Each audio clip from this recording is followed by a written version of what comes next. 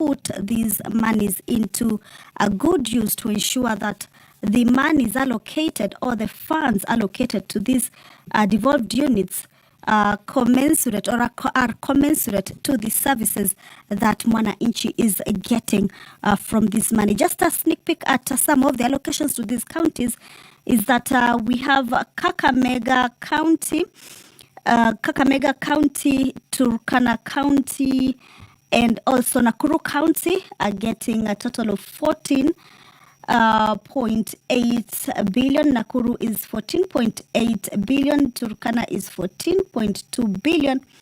And Kakamega is 14.06 billion Kenya shillings.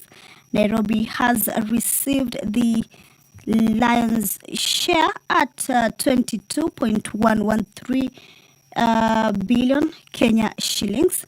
Muranga will be getting or has been allocated 8.226 billion Kenya shillings. Siaya County has been allocated 8.009. That is 8 billion 9 million Kenya shillings. Tana River has received 7.404. Tharaka Nithi has been allocated 5.2 billion Kenya shillings. Nandi County has been allocated 8.01 billion Kenya shillings. Laikipia has been allocated 6.298 billion Kenya shillings. Marsabit has been allocated 8.391 billion Kenya shillings. Meru has received 10.89. Mombasa County has received 8.65 billion Kenya shillings. Migori has been allocated 9.16. Remember, these are monies that the county governments are sharing from the equitable share, revenue share, the 428 billion Kenya shillings. Kilifi County is receiving 13.175 billion Kenya shillings. Kisii County is receiving 10.108 billion Kenya shillings. Kwale County has been allocated 9.333 billion Kenya shillings. Honorable members! Lamu County has been allocated 3.987 billion Kenya shillings, and Machakos County 10.5. So basically, those are some of the allocations to a number of county governments. As I have indicated to you, Nyamira County has been allocated 6.265 billion Kenya shillings, and Tana River has gotten 7.44. However, we can see the Speaker of the National Assembly, Honorable Dr. Moses Masika Wetangula, has already made his way into the House to preside over this afternoon sitting. You will allow me to hand you over to this live broadcast that is brought to you by the Parliamentary Broadcasting Unit in partnership with the Kenya Broadcasting Corporation. My name is Kamche Menza. Good afternoon. Mheshimiwa, tuombe. Ewe Mwenyezi Mungu ambaye kwa hekima na wema wako umeteua nyadhifa za viongozi na mabunge kwa ustawi wa jamii na utawala wa haki wa wanadamu, takusihi utazame kwa neema nyingi sisi watumishi wako ambao wameridhika kutuita ili tutekeleze shughuli muhimu za jamhuri yetu. Takuomba uteremshie baraka zako sisi tukutanika hapa, na utujalie tuyatende na kufikiria mambo yote yatakayofikishwa mbele yetu kwa njia ya haki na uaminifu, ili utukufu na sifa zako ziendelezwe, na ili kustawisha amani, ufanisi na heri ya nchi yetu na wale ambao hawajazaa wamesikabidhi mikononi mwetu. Amen.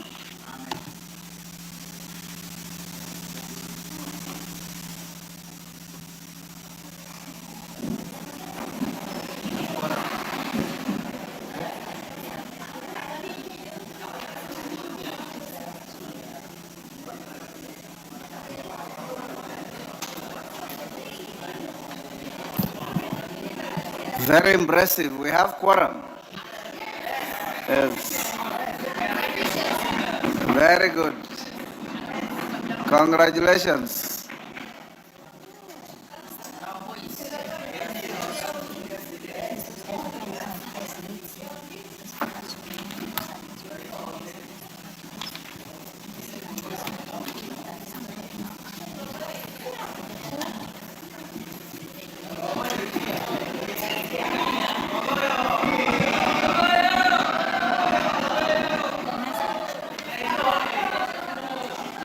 Yes, clerk. Can we proceed?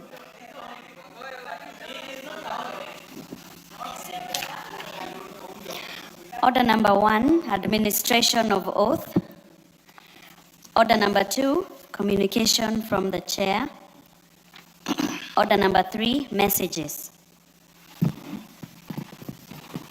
Thank you, honorable members. We have a message from the Senate on passage of the County Government's Additional Allocations Bill, Senate Bill number 8 of 2026.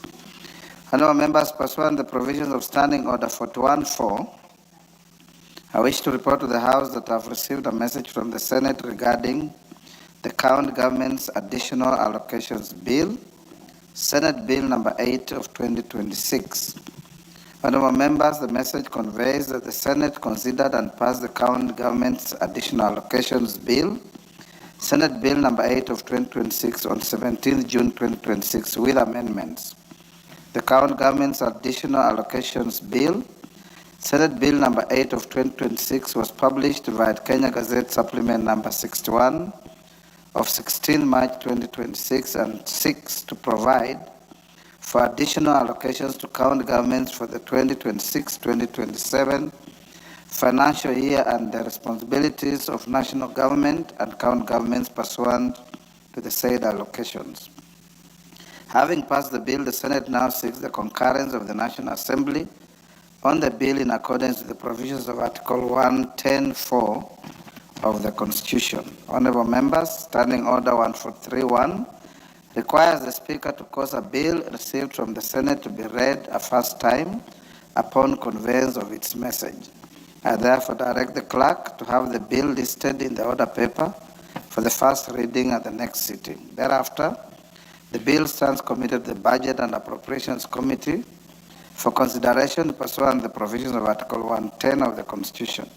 The committee is to report to the House on the bill to enable its consideration within the set timelines. The House is accordingly guided, and I thank you. Next. Order number 4, petitions. Order number 5, papers. Majority Leader. Thank you, Honorable Speaker. Honorable Speaker, I beg to lay the following papers on the table of the House today, Thursday, 25th June, 2026. 1. County Government Budget Implementation Review Report for the first 9 months of financial year 2025-2026 from the Office of the Controller of Budget. 2.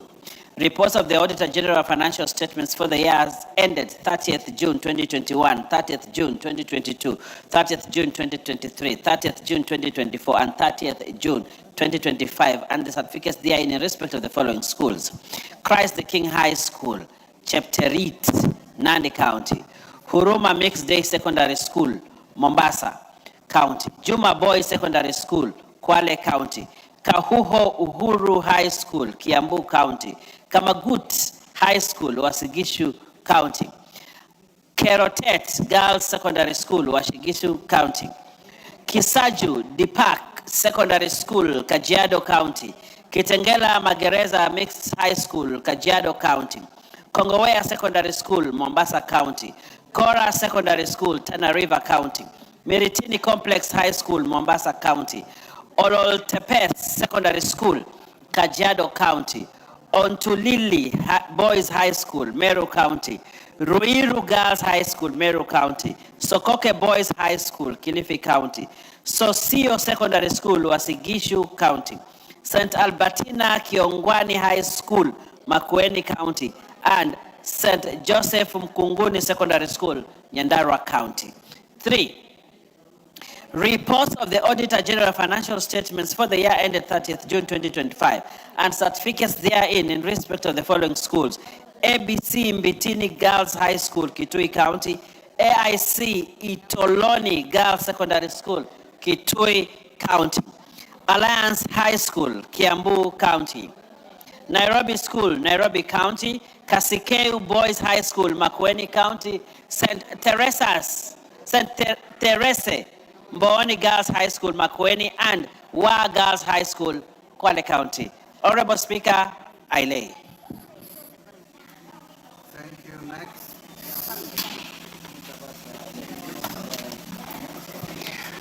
Order number 6, notices of motion. Order number 7, questions and statements.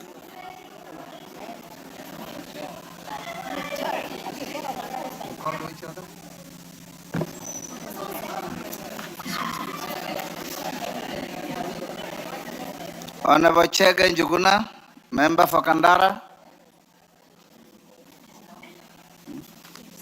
I have one. Is in the house. Question stayed. Honorable Dick Maungu, MP Luanda. Go ahead. Thank you, Speaker. My minority leader has actually drawn your attention to an important matter. Honorable Speaker, Yes. I stand to request for a statement regarding the rising cases of insecurity in Luanda constituency. Honorable Speaker, pursuant to Standing Order number 44-2C, I rise to seek a statement from the chairperson of the Departmental Committee on Administration and Internal Security regarding the rising cases of insecurity in Luanda constituency. Honorable Speaker, since the beginning of 2026, insecurity in Luanda constituency has escalated sharply, causing widespread fear among residents. More than 20 people have been killed in a series of violent attacks, triggering a resident-led protest to demand urgent intervention. There has been a notable increase in criminal activities, with the border operators singled out as frequent targets. In several reported cases, young operators were allegedly lured by individuals posing as customers, only to be attacked or left with serious injuries, while their motorcycles were stolen. Honorable Speaker, on 27th of May 2026, Brian Amatea, whose ID number is tabled, a resident of Mumbita sub-location, Ibona location, went missing. His body was subsequently recovered and held at the mortuary as an identified person, but his motorcycle remains missing. The matter was reported to Luanda Police Station under OB number 2/28/0526. Additionally, a border operator from Ebusundi sustained severe head injuries following brutal attacks in which the assailants fled with his motorcycle. Although he survived, the injuries are serious and underscore the high level of risk that border operators and other residents continue to face. Honorable Speaker, there's also been a rise in household burglaries, including recent incidents in which a household was burgled and suffered the loss of an unspecified quantity of household items, including over 50 chicken. The matter was reported at Luanda Police Station under OB number 27/3/6/2026. This continued occurrence of such crimes without any corresponding resolution therefore threatens livelihood, public safety, local transport services, and small businesses, and overall well-being of residents across the constituency and neighboring areas. Honorable Speaker, it is against this background that I seek a statement from the chairperson of the Departmental Committee on Administration and Internal Security on the following. 1. A status report on the assessment of the insecurity situations recorded in Luanda constituency in the recent past and the elaborate interventions the ministry has or intends to implement to curb escalating insecurity. Number 2, the status of investigations into the murder of Brian Amatea, whose ID number is included, including plans to compensate the said family that is left in desolation.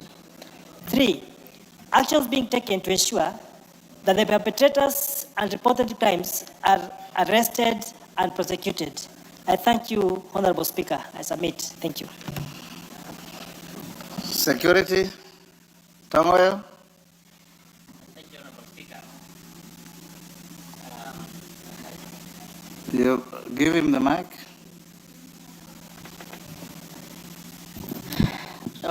We can respond the first week once we resume from recess.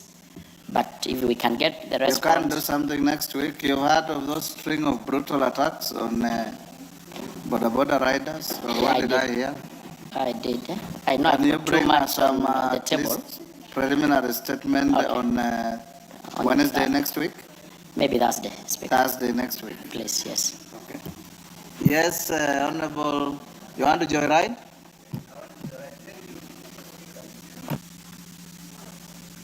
Give Dr. Nyikal the mic, yes. We actually, Honorable Maungu is my neighbor, yes. And the problem of motorbike riders being attacked at night is actually the same, the pattern is the same, and even in my constituency, when some have been traced, we find there's a link between Luanda, at least the border people say there's a link between what is happening in Luanda and what is happening in my constituency. So when Honorable Tongoyo is actually investigating this, it should say its semi-constituency should also be looked at at the same time, because we think there's a link between what's happening there and what is happening in Luanda. And actually, I think in Luanda, people even demonstrated because they think they know who the suspect may be, but nothing is being done. So, Honorable Tongoyo, look a little further. You may help all of us. Thank you. Rindikiri. Thank you, Mr. Speaker. I think there is a wave targeting our border leaders. The Speaker, yesterday, the Women Lab of Isiolo brought up a matter on funny attacks and rapes. Mr. Speaker, 4 days ago, a rider from my constituency, which borders Isiolo town, was attacked. And when it was reported to the police, instead of the police taking up the matter, they referred the matter back to my constituency, which is outside the jurisdiction where the attack was done. Last night, Mr. Speaker, there were attacks again on border along Nanyuki Meru Road. So I think it's something that is coming up, and I think I support what Maungu has done. It's something that really needs to be addressed very seriously by the Internal Security Committee. I thank you, Mr. Speaker.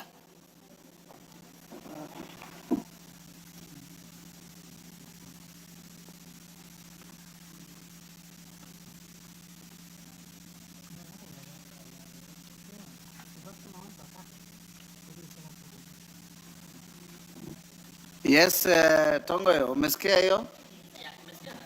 Honorable Speaker, and considering that this is a situation that may not be just isolated to Luanda or Seme, this is something that is all over the place. Yes. Maybe rather we can also forward to lump together with the question that we will be processing before the committee plenary, yes, when we'll be seeing the minister next week.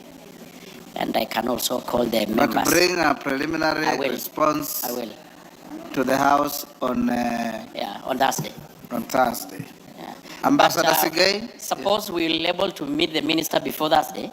You can invite. We can process and still bring the report to the floor. Excellent. Ambassador Sigay?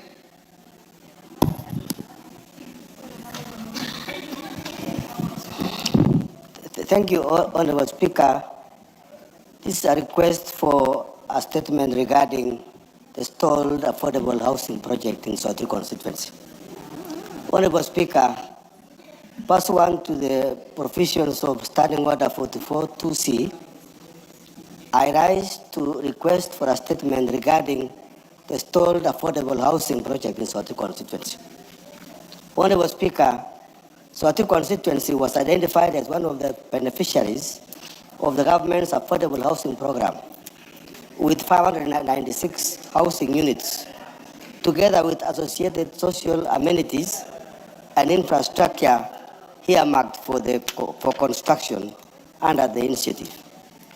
The project, which it commenced in 2025, was expected to improve access to decent and affordable housing, create employment opportunities, and stimulate economic activity within the constituency. However, implementation has experienced significant delays and has since stalled despite the contractor having mobilized to the site and commenced works in accordance with the contract. Honorable Speaker, it is alleged that the contractor has not received any payment since the commencement of the project, and he has therefore issued notices to suspend works and subsequently terminate contract, citing breach of contractual obligations by the procuring entity. The continued delay has denied the residents of the constituency the intended benefits of affordable housing program and raises concerns regarding project management, contract administration, and the possible exposure of public funds to contractual claims, compensation, and cost escalation. Honorable Speaker, it is against this background that I request for a statement from the chairperson of the Departmental Committee on Housing, Urban Planning and Public Works on the following. 1. Current status of Swatik Affordable Housing Project, including commencement date, contractual completion date, duration of the delay, percentage of works completed, and the amount certified and paid to date. Number 2, confirmation as to whether the ministry is aware of the contractor's notices to suspend and terminate the contract and measures in place to resolve the outstanding issues, facilitate the resumption of works, and ensure completion of the project. And lastly, number 3, financial and legal exposure, if any, that the government is facing arising from delayed payments and stalled project, and measures in place to safeguard public funds and project taxpayers for potential losses. I thank you, Honorable Speaker. Chair Housing. Yes, a mother. Hold on, Chairman. Thank you. Hold on, Chairman. A mother. Speaker. Give him the mic. There you are. Thank you, Speaker. You know, when you listen to such kind of reports that we have stalled projects under affordable housing program, it is too unfortunate, Honorable Speaker, because this is a levy, meaning money is available. And why should they delay paying and work stall? It is, what are we communicating to Kenyans? When our payslips are reduced, this is a levy, meaning money is available, pay, and let the projects be implemented, Honorable Speaker. Because even in Turkana, the same is happening. It's the same thing. Projects that were started are still dragging. They are not completed within the timelines specified, Honorable Speaker. Garrido. Thank you, Mr. Speaker. Mr. Speaker, I want to end on the same, because in my constituency, Yembe Central, the Technical and Vocational Training Institute, housing, the contractor came, did the trenches, brought some building materials, and left for the last 4 months. Now everybody is worried and questioning what is happening. So I would like to bring it to the attention of the committee that this is a very international, important project, because the president, even the president himself, has been moving around on it, and we have the funds. We need to see the work going on, and the committee should pull up their socks and complete these projects on time. Thank you, Mr. Speaker. Kainan. Mr. Speaker, I thought I was the only one. And coming from a region that has been neglected over the years, when this project was first launched, we're all excited. I have two in my place, and both have stalled. I think somebody should tell us, where is this levy? Where is the money? Why have these projects been started? Why have they stalled? What message are we sending to the taxpayers? And I think this is something that the committee should address as a matter of national importance, because really you know the significance of this. We cannot afford to have those stalled projects under this housing levy. It will be a national shame. So, Chairman and your committee members, that question is not an isolated question. It's something that cuts across. Can this be addressed as a matter of national importance? Bowen?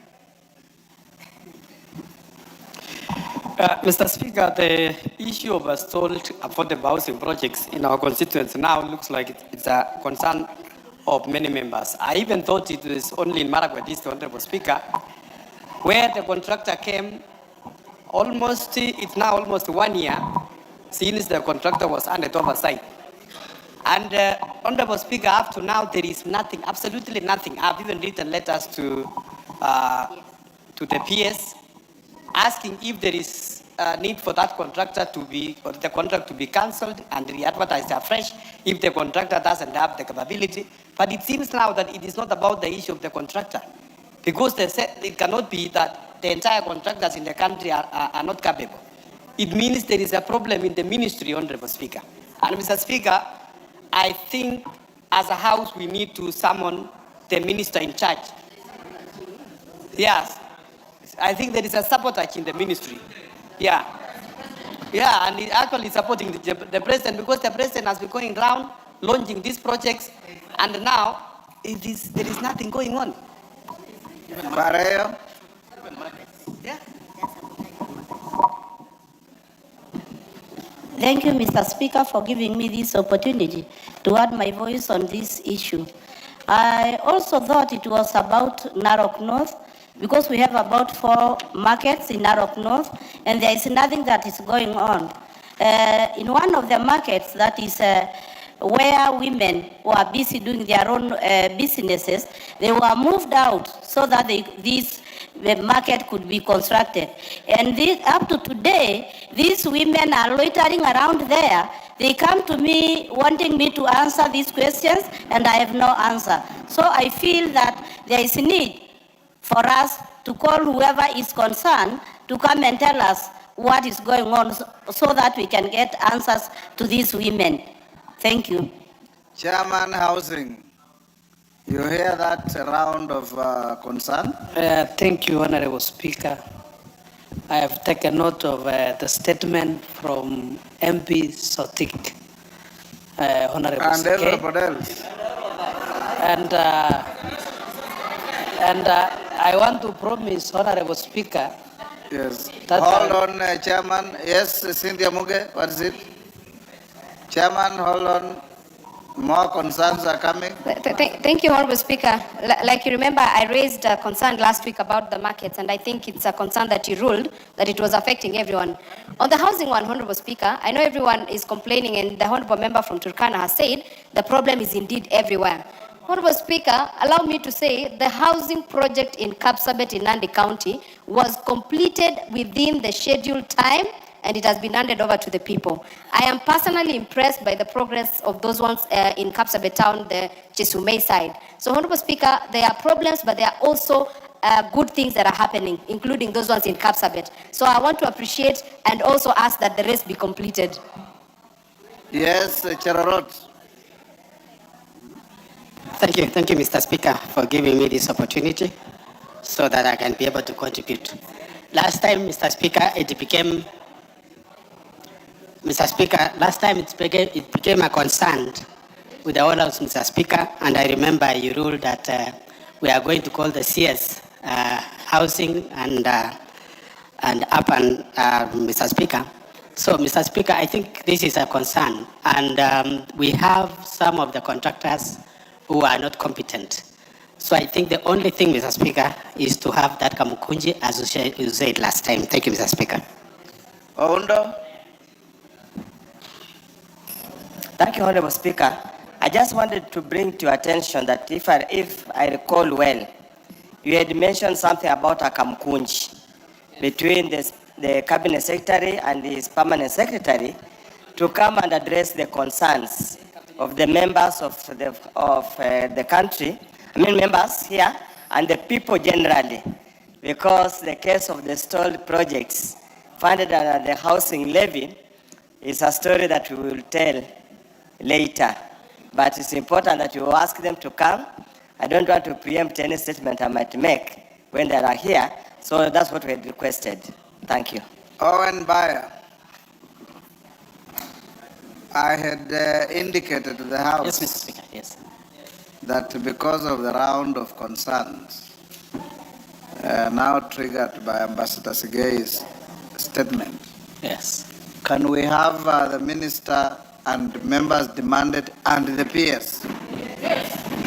Can we have them to Akamkunji on a Thursday morning? All right. Much obliged. I will communicate, Mr. Speaker, so that So they're it here. is directed that the Minister for Housing, her peers, Yes. and any other person of interest Yes. appear before the House for Kamkunji on Thursday, 2nd of July at 10 a.m. Much obliged, Mr. Speaker. So all those with the concerns, raise them on that day. Yes, Honorable Atandi. Thank you, Honorable Speaker. Honorable Speaker, I had another concern, but on a different ministry. I don't know whether we could have two CSs appearing on that day. This one is the CS for sports. I got reports that what they're called, not the stadiums, the academies, yes. That the academies, the program are stalled everywhere. And so it would interest the House to also have the CS in charge to come and also explain to us about that one also. Thank you. I have received no request to that. Atandi, write to me so that I assess and see the need to call the CS. If I find that you make a good case, I'll call him along. Next, responses. Ali Abdi is in the house. Member for Ijara. Tongoyo is in the house. Tongoyo, are you ready? Yeah. The member is in the house. Go ahead.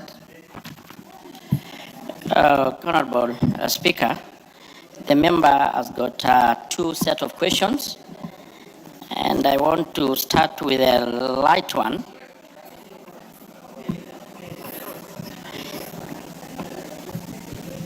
Honorable Speaker, the first question was regarding operationalization of units in Ijara.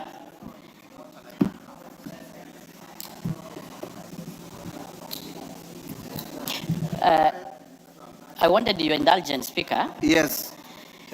I've said that he has got two sets of questions. One on administration, operationalization of administrative units, and of course the other one which concerns the one I have called out is the killing of a chief and a primary school teacher. Okay. So you can respond to that. Yes. When you are done, if the interventions, you deal with them, then we go to the next. But since they concern the same member, Abdi, can we take both of them together? Yes. Go ahead and... on the first one, Speaker, and which is I wanted your indulgence. On the issue of operationalization of these administrative units, it has been raised almost every other day in this House. Either being Ijara, being Narok, being Luanda, and I think the response from the minister has been always the same. It has been always about budget. It has always largely been about budget. So I just want to say that the creation and operationalization of the new units remain a key government strategy aimed at enhancing governance, improving security coordination, and bringing government services closer to the people. In this regard, the State Department for Interior and National Administration is developing a regulation and are intended to guide the modalities for the creation and operationalization of administrative units across the country. One of the key requirements in the gazettement process is approval of adequate public participation in line with the provision of the Constitution of Kenya 2010. In addition to, the government must take into account the financial implication associated with the establishment of new units.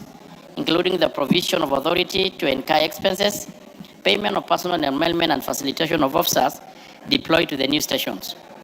These requirements must be fully budgeted for in order to ensure sustainability and avoid situation where officers are deployed without adequate operationalization support or enumeration. Subsequently, these factors has contributed to the delayed gazettement of various units, not only in Ijara constituency, and I repeat that, Honorable Speaker, not just in Ijara constituency, but also in other parts of this country. On the other question on the issue of timeline, the timeline for the full operationalization of administrative units is dependent on the availability of adequate budgetary resources, which is, Honorable Speaker, appropriated by this House. Once funds are availed, the Ministry will commence the deployment of personnel and provision of the necessary infrastructure and logistical support required for the operationalization of the gazetted administrative units. And of course, on the last part, which is measures being taken, even as the ministry continues to pursue establishment of the proposed unit, measures have already been undertaken to strengthen administration and service delivery in Ijara constituency, and of course, even the rest part of the country. In the period between November and December 2025, the State Department operationalized 2 locations, Bula Haji and Bula Dahir, and 2 sub-locations, Kuala Kual, Diro, and Dabar Matan. Currently, Ijara sub-county has a total of 4 divisions, 19 locations, and 22 sub-locations. These measures have significantly enhanced administrative coordination, improve access to government services, and strengthen security management within the constituency as the ministry continues to work toward the eventual operationalization of the proposed administrative units, signed by the Cabinet Secretary, Kipchumba Murkomen. I submit, Honorable Speaker. So I don't know whether I allow the, or I go to the next second. Yes. Very good. On the second question, which is about the very unfortunate killing of a chief and a teacher, the response as follows. It was reported at Ulugo Police Station, Vido bin number 3 of 2026, this year, on the 26th January, at about 13:00 hours, approximately 20 Al-Shabaab militants stormed Huluga Township in 3 groups. The first group comprising about 5 militants engaged officers at Hulugo Police Station through probing. The second group, consisting of about 7 militants, proceeded to the homestead of the late chief Abdifarah Ghani Muhammad when they broke into his house and fatally shot him. The assailants subsequently detonated EIEDs, destroying his motor vehicles and kiosk. The third group invaded the residence of the late teacher, Stephen Musili Vundi. They frog-marched him for approximately 100 meters before fatally shooting him. A multi-agency security team promptly responded to both instances and conducted thorough search of the areas and subsequently initiated a pursuit operation to track and intercept the attackers. The case is pending under investigation. Honorable Speaker, on the second part, the reason for persistent inadequate security, Ulugo sub-county lies along the Kenya-Somali border, and it is characterized by expansive and porous terrain. Due to symmetric tactics employed by the Al-Shabaab, attackers at times exploit soft targets and execute shift cross-border incursions. Such tactics present operational challenges in preventing every isolated incident, particularly within the border environment. However, the government has progressively enhanced personnel deployment, mobility, assets, and operational support within Garissa County to strengthen the overall security preparedness. Security operations in Lugo and other high-risk border areas within Garissa County are undertaken through a joint multi-agency approach. These operations include a coordinated border patrols, surveillance, disruption of military networks, and arrest of suspects and recovery of weapons and other logistical material. Within the Hulugo sub-county, Honorable Speaker, There are 3 Kenya Defense Forces camps located at Sinai, Ulugo, and Shangulu, as well as SOG camps stationed at Ulugo and Gezreb. These security teams have significantly strengthened deterrence and response capability within the sub-county. The National Service continues to review and reinforce security strategies in Ulugo and other high-risk areas of Garissa County, and of course, even the northern part of the country, through sustained patrols, interagency collaboration, community engagement, and capacity enhancement to address evolving threats. I think the rest are the standard interventions and methods being employed. Yeah, so I submit, Honorable Speaker. Yes, Abdi, you satisfied with the responses? Thank you, Madam Speaker. Definitely, I'm not satisfied with the answer the chair has given. On the specific issue of the budgets, I understand there is a challenge on creation of administrative units and procedures because of the budget, but I believe is the chair of the Administrative Security, Ministry for Internal Security. So I believe the committee should make decisions to allocate resources to areas that are affected by administrative units. In case of, for example, in Hulugo sub-county, we have a whole division, a whole location called El Camberes location. It borders the Somalia. We have people living along the borders, a place called Wardo.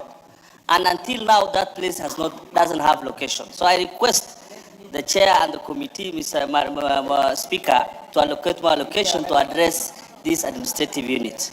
On the other issue of the chief that was killed, that is an incident from that day till now. The people of Ulugo sub-county are in a state of panic. And people are a bit worried because of insecurity issues in my sub-county. So I request that issue. You see, say that the chair replied it's illegal, it's already, the matter is still under investigation. I request to be at least addressed it, because right now, the people of Hulugo, the teachers are not there. In Hulugo Secondary School, Hulugo Girls, Hulugo Primary, because of the killing of the teacher. Up to now, for the last 2 terms, I don't have teachers there. So this is not a matter that we just reply that is still under investigation. If we don't have teachers, we have over 40 teachers who have left Hulugo Secondary School, Hulugo Primary, Hulugo Secondary School. Till now, those teachers are not, they can't go back to Hulugo to teach the students until we are now looking for other mechanisms to address. So I am not satisfied with that statement, specifically on the issue of the incident of insecurity in Hulugo sub-county. Thank you. Yes, Russell. Thank you very much, Honorable Speaker. Honorable Speaker, we take note of what Honorable Abdi has presented. I think the problem in the north. Are you responding? I'm not responding, but I am actually, we experience the same problem. You are joyriding.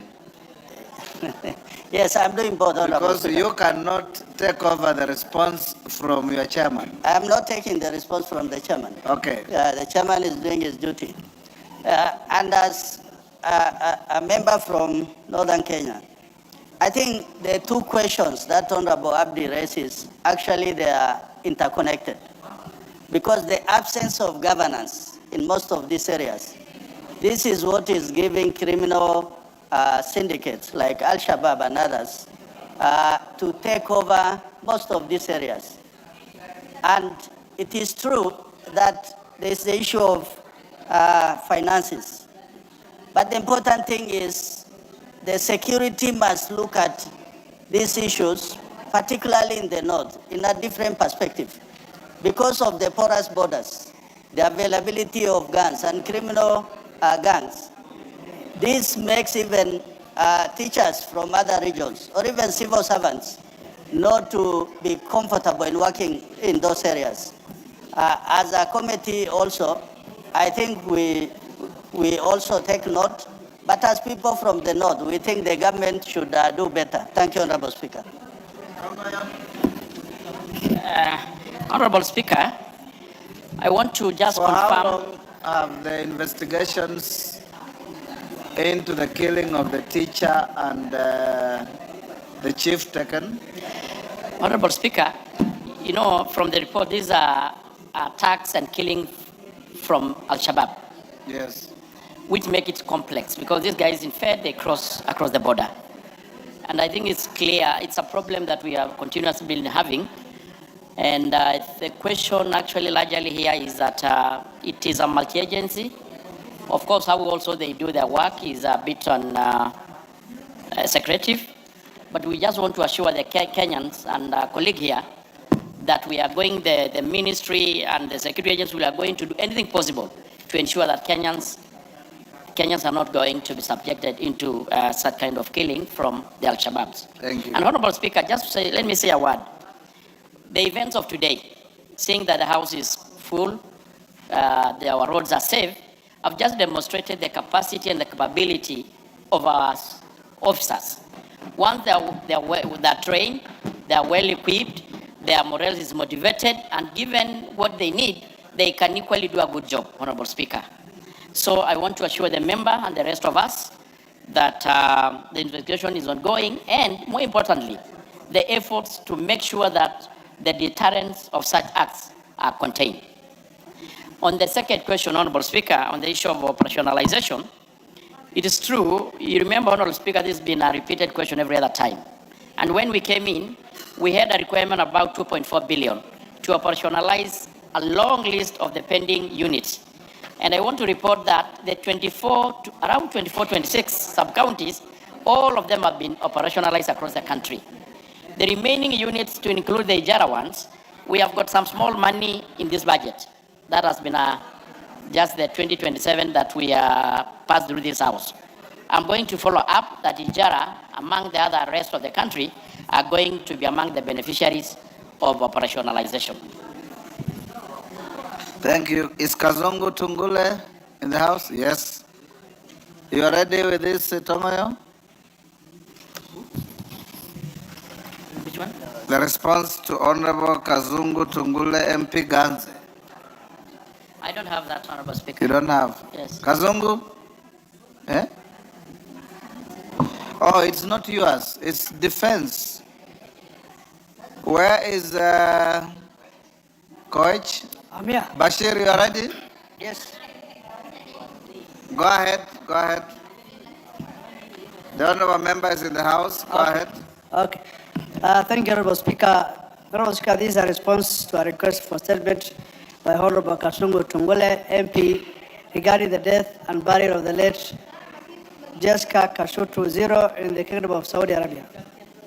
Honorable Speaker, Honorable Kazungu Tungule, MP, pursuant to Provisional Standing Order 44-2C, requested a statement from the Prime Cabinet Secretary and the Cabinet Secretary for Foreign and Diaspora Affairs regarding the death and burial of the late Jessica Kashutu Zero in the Kingdom of Saudi Arabia. The committee specifically sought clarification of the following. One, the cause of death of late Jessica Kashutu Zero, whether any postmortem examination was conducted in Saudi Arabia, and the details of the postmortem report. Two, details of the person or body that granted authorization for the burial of the late Jessica Kashutu Zero and other Kenyan citizens in the Saudi Arabia without consent of their families, and whether the government of Kenya was notified. Three, steps taken by the ministry to facilitate the exhibition and repatriation of the remains of the deceased persons to Kenya for proper burial by their families. And four, the measures put in place to ensure that Kenyans working abroad, especially domestic workers, are accorded their rights, and that employers are held accountable for any deaths, unpaid dues, or violations of international labor laws.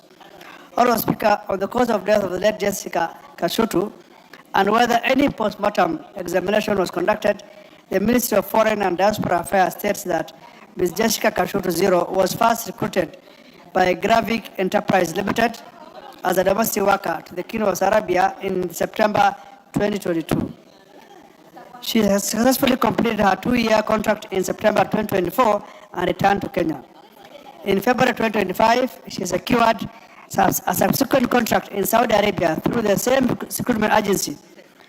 Following a disagreement with her employer, her contract was terminated and she was transferred to a deportation center. On 22nd June 2025, she left the deportation center and was accommodated at the offices of the Mautan Recruitment Company while awaiting transfer to a new employer. On 30th June 2025, while awaiting transfer to a new employer, Ms. Kashutu developed a sudden illness and was rushed to Dr. Muhammad Al-Fakhi Hospital in a comatose state. According to the official medical report, she suffered an out-of-hospital cardiac arrest, while arrest lasted more than 30 minutes. Medical assessment established that ventricular debilitation prompting emergency resuscitation and advanced cardiac life support interventions. Despite these efforts, she was pronounced dead on 30th June 2025 at 2:12 p.m. The attending physician, Dr. Wael Abbas Omar, certified the primary cause of death as cardiopulmonary arrest.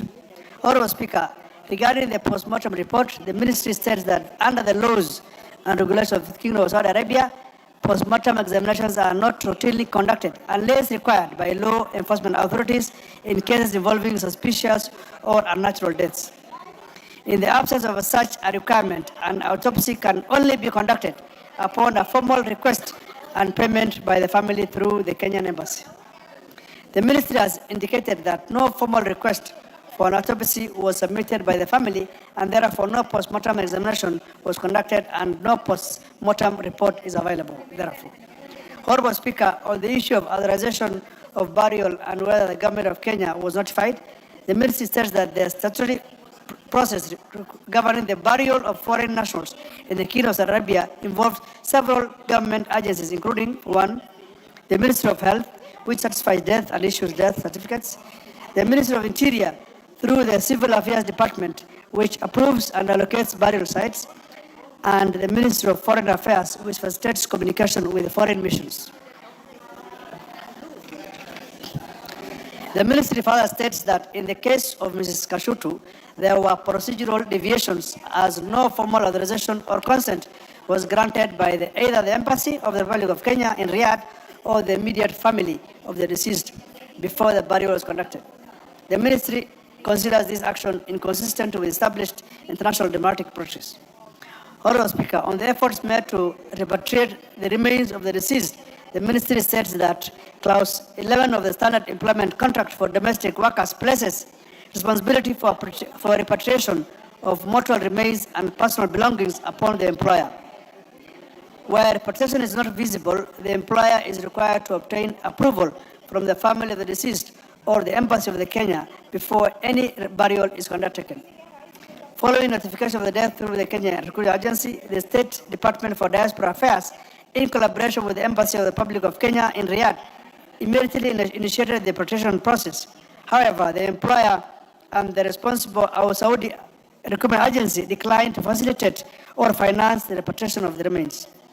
Consequently, the embassy escalated the matter to the relevant Saudi authorities, including the Ministry of Human Resources and Social Development of Saudi Arabia, to enforce compliance with the employer's obligations. While diplomatic and legal interventions were ongoing, Saudi authorities proceeded with the burial of the remains. Following the burial of Mrs. Kashutu and 7 other Kenyan nationals, the embassy formally engaged the Ministry of Foreign Affairs of Saudi Arabia to explore the possibility of exhumation and repatriation.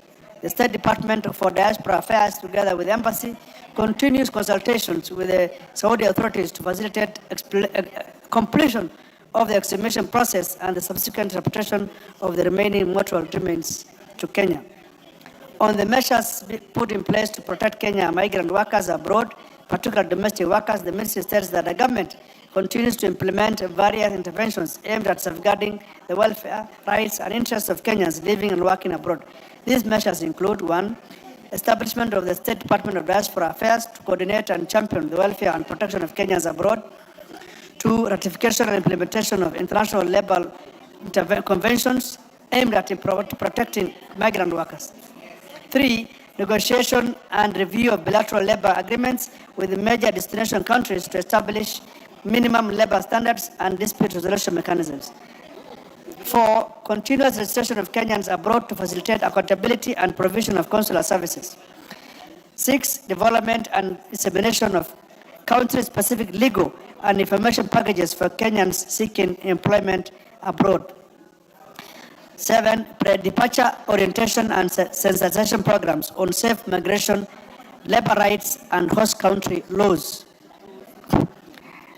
8, enhanced consular support through welfare visits, emergency assistance, and issuance of essential documentations.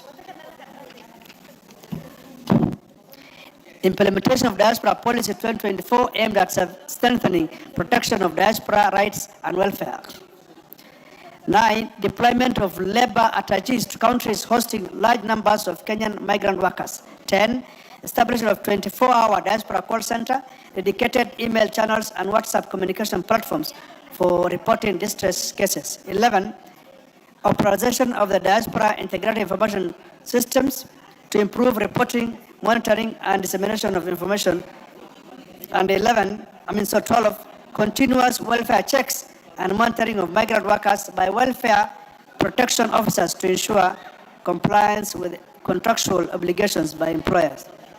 Honorable Speaker, the Ministry of Foreign and Diaspora Affairs reiterates its commitment to protecting the welfare, rights, and interests of Kenyans living and working abroad, and will continue to engage relevant stakeholders and foreign governments to ensure that Kenyan citizens receive adequate protection, assistance, and consular support whenever required. I submit and thank you, Honorable Speaker. Yes, Tungule. Kazungu. Thank you, Mr. Speaker, for this opportunity. Much as I appreciate the response by the Prime Cabinet Secretary, but it has not addressed the most fundamental thing.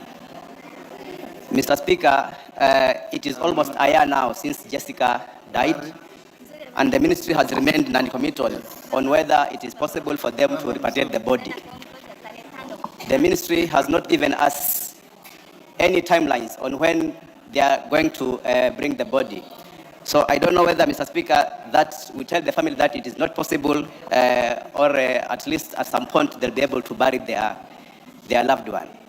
So, Mr. Speaker, I'm not very happy with the statement as it has been read here by the chair. I still wish that the ministry does more than it has already done. I appreciate the other measures that they have taken to protect their diaspora workers. But on this particular issue, Mr. Speaker, I think the ministry needs to do more to alleviate the suffering of this family, because over 1 year, they have waited for their loved ones. They need to give him a decent, they need to give her a decent send-off, but they cannot do that, and they're not getting any good responses. They're not getting any good answers from the ministry. So, Mr. Speaker, I am not happy with the response of the ministry. Thank you. Yes, Bashir. Can you make Kazungu happy? Thank you, Honorable Speaker. I have noted the concerns of Honorable Tangule, and I think the main issue is about the ministry not providing timelines on when the remains will be brought back. And I think those are concerns. We'll take it back to the ministry and ensure that the timelines and when specifically the remains of the late to be brought back will be addressed. So I think I will take it back and ensure that the ministry abides by those concerns. Thank you. Thank you. Kazungu, if you need any more support and help on the matter, I direct you and the chair to jointly conduct the Ministry of Foreign Affairs and Diaspora. Much obliged, Mr. Speaker. That's the end of our statements. Is there any other? Majority Leader's Thursday statement. Thank you, Honorable Speaker. Honorable Speaker, pursuant to the provisions of Standing Order 44.2a, I rise to present the following statement on behalf of the House Business Committee which met on Tuesday, 23rd June 2026, to prioritize business for consideration during the week and the business coming before the House next week. Honorable Speaker, as members may be aware, on Tuesday this week, the President assented to the Finance Bill 2026 and 4 other bills following their passage by the House. Permit me to commend members from both sides of the aisle for the maturity shown during committee of the whole House undertaken last week on the Finance Bill in particular. The sobriety with which we considered each clause and the proposed amendments thereof based on facts and responsiveness to the views gathered through public participation is testament to our ripening democracy. Mr. Speaker, with regard to business scheduled for Tuesday next week, the House is expected to undertake the following. 1. Second reading of the following bills if not concluded today. 1. The Sovereign Wealth Fund Bill 2026. 2. The Competition Amendment Bill 2026. 3. The Creative Economy Bill, Senate Bill number 30 of 2024. And 4. The Parliamentary Powers and Privileges Amendment Bill, Senate Bill number 2 of 2022. Committee of the whole House on the following bills. The Parliamentary Pensions Amendment Bill 2023. Honorable Speaker, debate will also be undertaken on the following motions should they not be concluded today. 1. 8th report in audited financial statements for 6 state corporations. 2. Report of the Kenya delegation to the 151st Assembly of the Interparliamentary Union, IPU, and related meetings. 3. Second report on the status of reports on petitions and resolutions. 4. Consideration of the petition regarding the proposal to amend the Consumer Protections Act. And 4. Report on the audited financial statements of selected state corporations in the roads and transport sector. In conclusion, Honorable Speaker, the House Business Committee shall reconvene on Tuesday, 30th June 2026, to schedule business for the rest of the week. Thereafter, the House will proceed on a short recess in accordance with the calendar of the House. I now wish to lay this statement on the table of the House today. Thank you, Honorable Speaker.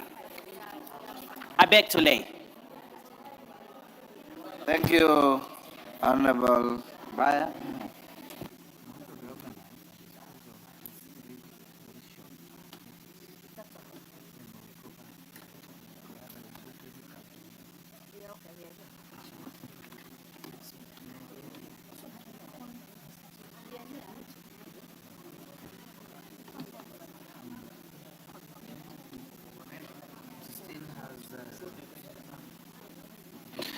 Honorable members, we go to the next order. As we do so, is the majority and minority leadership here? Can they approach the chair? Where is Kimani Chungwa? Or Millie, you can come.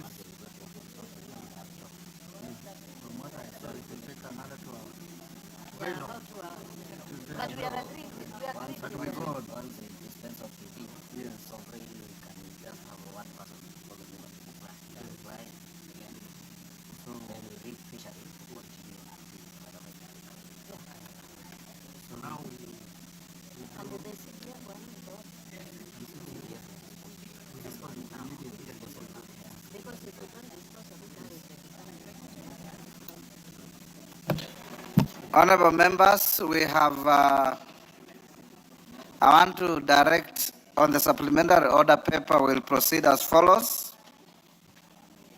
We'll stay order number 8 temporarily. I know Honorable Mishi has already approached the chair. wishing to contribute, you'll have your time. We go to order number 9. After order number 9, we go to the committee of the whole. In the committee, at order number 10, we'll dispose of Roman 1 and 2, Kara, which is time bound. We need to finish up with it. Then CBK, Revenue Authority will be put off to next week. Fisheries will be stayed, but we'll come back to it later after disposing of order number 8 on sovereign wealth. So call out order number 9. Order number 9, special motion, consideration of nominees for appointment as members of the National Government Constituencies Development Fund Board.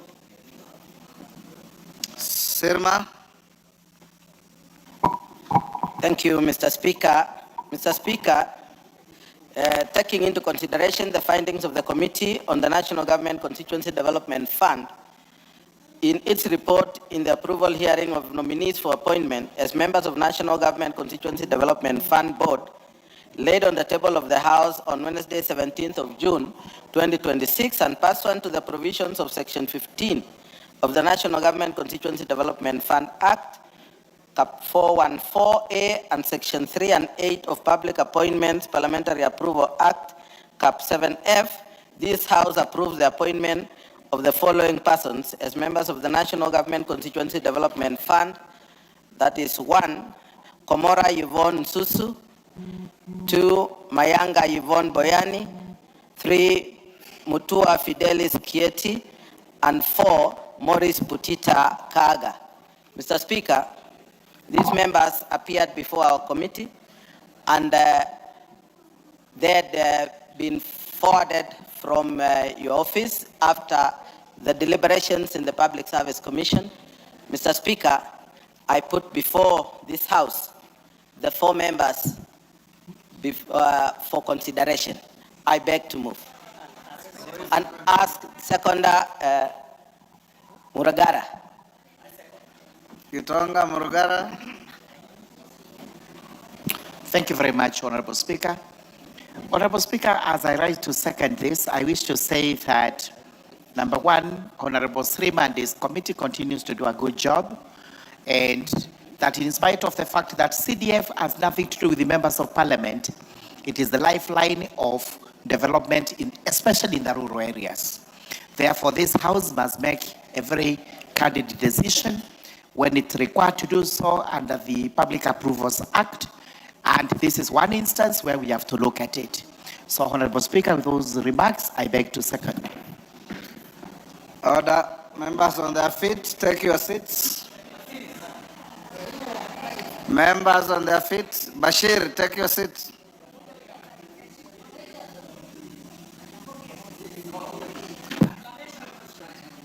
Order, Honorable Bashir.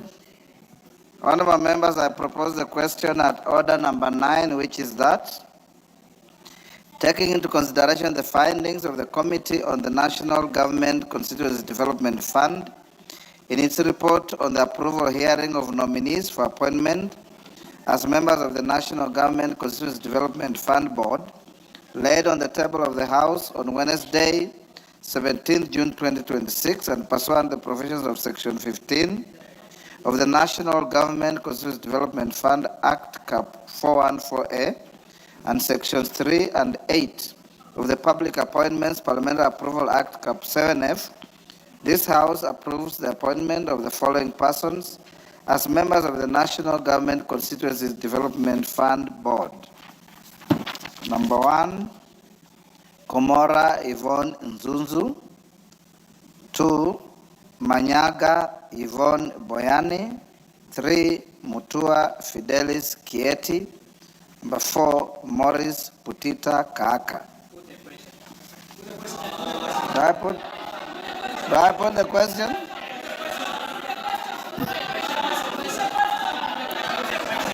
I put the question? Yes. Ngogoy, what is it? Mr. Speaker, this is a very important board allow Mr. Speaker, I would want to contribute on it. Mr. Speaker, sir, I want to be on record that I support the approval of this board as it has been proposed by the committee. Mr. Speaker, sir, the elements of approval are one, the national government Cap 414. And Mr. Speaker, all the 4 members have met the requirement of the national government NGCDF Cap 414. Number 2, the Public Parliamentary Approval Act. All the 4 members have met the requirement. Mr. Speaker, in Kajiado County, we have Maurice Putita Kaaka. Mr. Speaker, when I served as an MCA, this was the chief officer in the first county government. Mr. Speaker, sir, this member has met all the requirements of Chapter 6 of the Constitution. Mr. Speaker, there is a lady from Garsen. Mr. Speaker, one lady who is a graduate that has never had the opportunity to work in any other institution, Mr. Speaker, and has gotten the chance to serve in this NGCDF board. We have a lady from Nyamira. Why do you want to deny her an opportunity to serve? Mr. Speaker, I want to say that the governing instruments in NGCDF are 3. One, yes, the public procurement. Hold on, Gogoyo.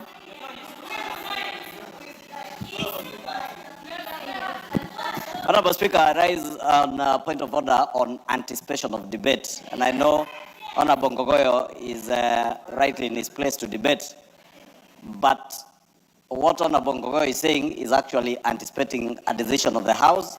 And in second reading, you should be debating, not anticipating debate, because I don't know who he's talking to. But Honorable Speaker, also, maybe just to correct Honorable Ngogoyo in his contribution, that a board, unlike management, if you have not worked somewhere before, maybe even in your endeavor to support somebody, you may be saying things that may be pointing to another direction when you concede that someone has never worked anywhere before and is now being appointed into a board to superintend over people who have worked with NGCDF for very many years. So just to caution Honorable Ngogoyo on that. Mr. Speaker, I rise to support the motion as it has been proposed. Mr. Speaker, I happen to have served in the County Assembly of Kajiado, worked with the chief officer. You've already said that. Yes, and Mr. Speaker, just allow me to finish. I will not offend you in any way. And Mr. Speaker, as one that believes in fairness and giving opportunity to everyone, I want to ask this House, let us approve these members. And specifically, because for the first time we also have somebody from Kajiado, I would ask you to support this member. And let me say, the Honorable Ichongwa, you cannot teach me on how to do things. You do your things the way you want. Don't bring that thing of yours here.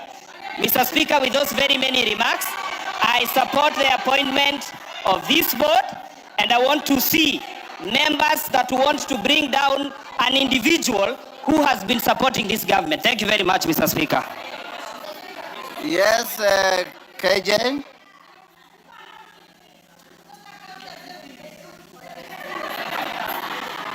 Mr. Speaker, I thank you for this opportunity.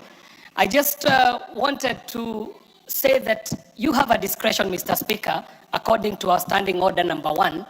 And what you have done, Mr. Speaker, is first opened up this for a debate on how we are going to vote, Mr. Speaker.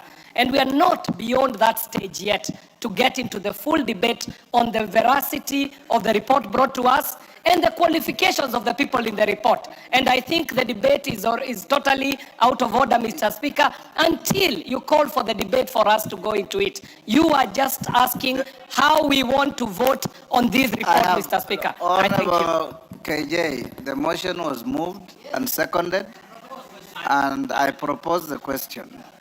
Yes, Minority Leader. Mr. Speaker, I stand to reject this motion. Yes. Mr. Speaker, you know, this is a house of debate. I can see there is one member who is very qualified. That is true. Mr. Maurice Potita Kaaka. He's also known to me and is quite, but that does not make the whole list okay. Mr. Speaker, this is a very, very important board to this country. This is a board that is going to manage and handle 65 billion Kenya shillings on behalf of Kenyans, Mr. Speaker. We must have the most competent people on this board. Secondly, this house is not a conveyor belt. We have to scrutinize whatever we are passing in this house. And don't come here with a mindset that whatever is presented on the plenary must pass. No, we also have the constitutional mandate to reject it if we feel so. So I want to urge my colleagues, members, this thing requires more scrutiny, more consultation. It requires for us to consider people of high integrity and people who can manage this fund in the best way that it can be done. With those reasons, Mr. Speaker, I want to urge my colleagues to reject it. In total. Majority Leader. Honorable Speaker, I also rise to reject this list. And I want to associate myself with the sentiments of my colleague and leader, Honorable Junet, that this House has a constitutional mandate to oversight the work of the executive and everybody in the executive. Honorable Speaker, in fact, I was, when I listened to my brother, Honorable Ngogoyo, I was tempted to even change my mind until he disclosed that there are people here who have never worked anywhere before. Then Honorable Ngogoyo disclosed that one of the people in this list has worked with the county government as a chief officer. Honorable Speaker, you know what happens between county governments and members of parliament with the NGCDF. We must be certain that the people we approve in this board are people who are beyond reproach. Beyond reproach. Honorable Speaker, I know some of us are tempted many a times to speak to the gallery. And that is why you see the anger in which Honorable Ngogoyo is exhibiting today. It's probably because the people he follows, the day before yesterday, told their thuggish supporters not to appear in the streets, and that is why we have had very peaceful processions. And I join many Kenyans in remembering those who lost life and those who lost property 2 years ago and last year. And let me also use this platform, Honorable Speaker, to say, as much as it annoys the member for Kajiado North, when the people he follows in Wamanyoro, the day before yesterday, asked their supporters, what he called his supporters, it is now clear who the owner of the violence that was visited on people's properties is. It is now clear. Yes, Honorable Ngogoyo, what is it? Speaker, I rise understanding order 106 on relevance. Mr. Speaker, what does the issue of NGCDF have to do with Wamanyoro? And what is Wamanyoro? What is it that you're talking? What is that? How is that relevant to NGCDF's board? Mr. Speaker, I ask for your indulgence, Mr. Speaker, so that this member remains relevant to the debate that we have. The member for Kikuyu, Mheshimiwa Anthony.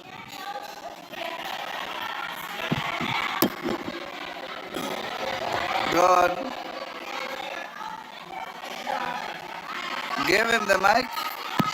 Honorable Speaker, you know, I said yesterday when the member for Manyata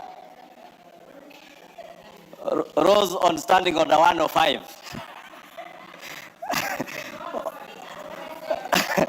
And I see at least the member for Kajiado North has read one standing order. But I am obligated as his leader to continue educating him even on issues of relevance. This is how this debate is relevant to NGCDF. The police posts that were burnt last year in Dagoretti, my NGCDF office that was burnt the year before, the Dagoretti South NGCF office that was burnt the year before by the thuggish arsonists mobilized by those people who are calling off the same thuggish characters from the streets the day before yesterday. I was saying it is now clear to Kenyans who the owner of these thuggish arsonists are. Honorable Speaker, the leader of minority may inform me. Mr.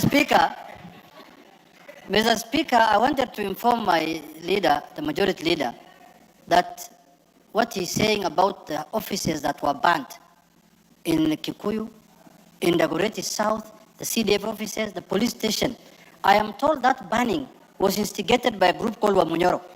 I wanted to inform him that.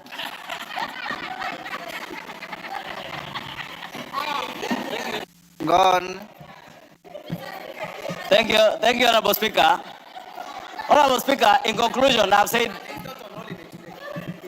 Honorable Speaker, you know, I've also had some people claiming that today is a public holiday.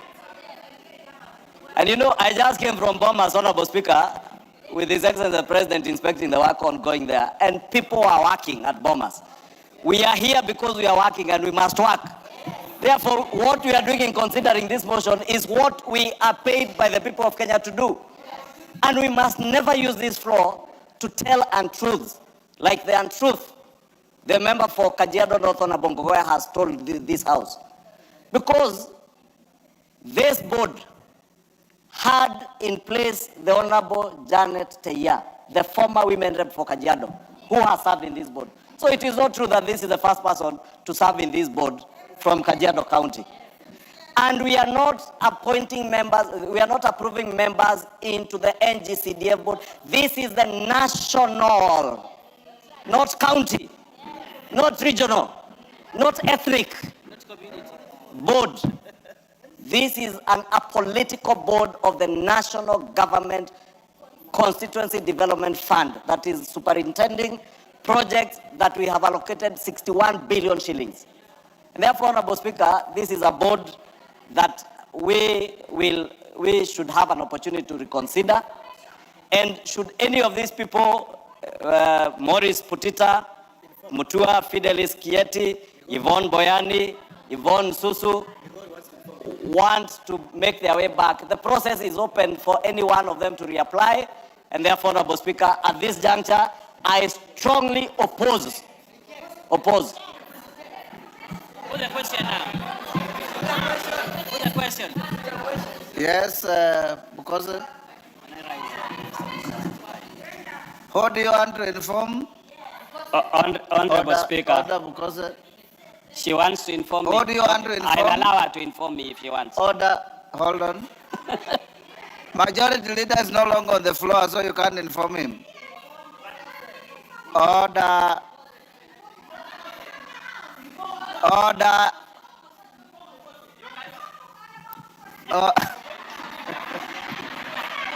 Order, Honorable Fatuma. Honorable Fatuma, you can't be on a misadventure to inform everybody.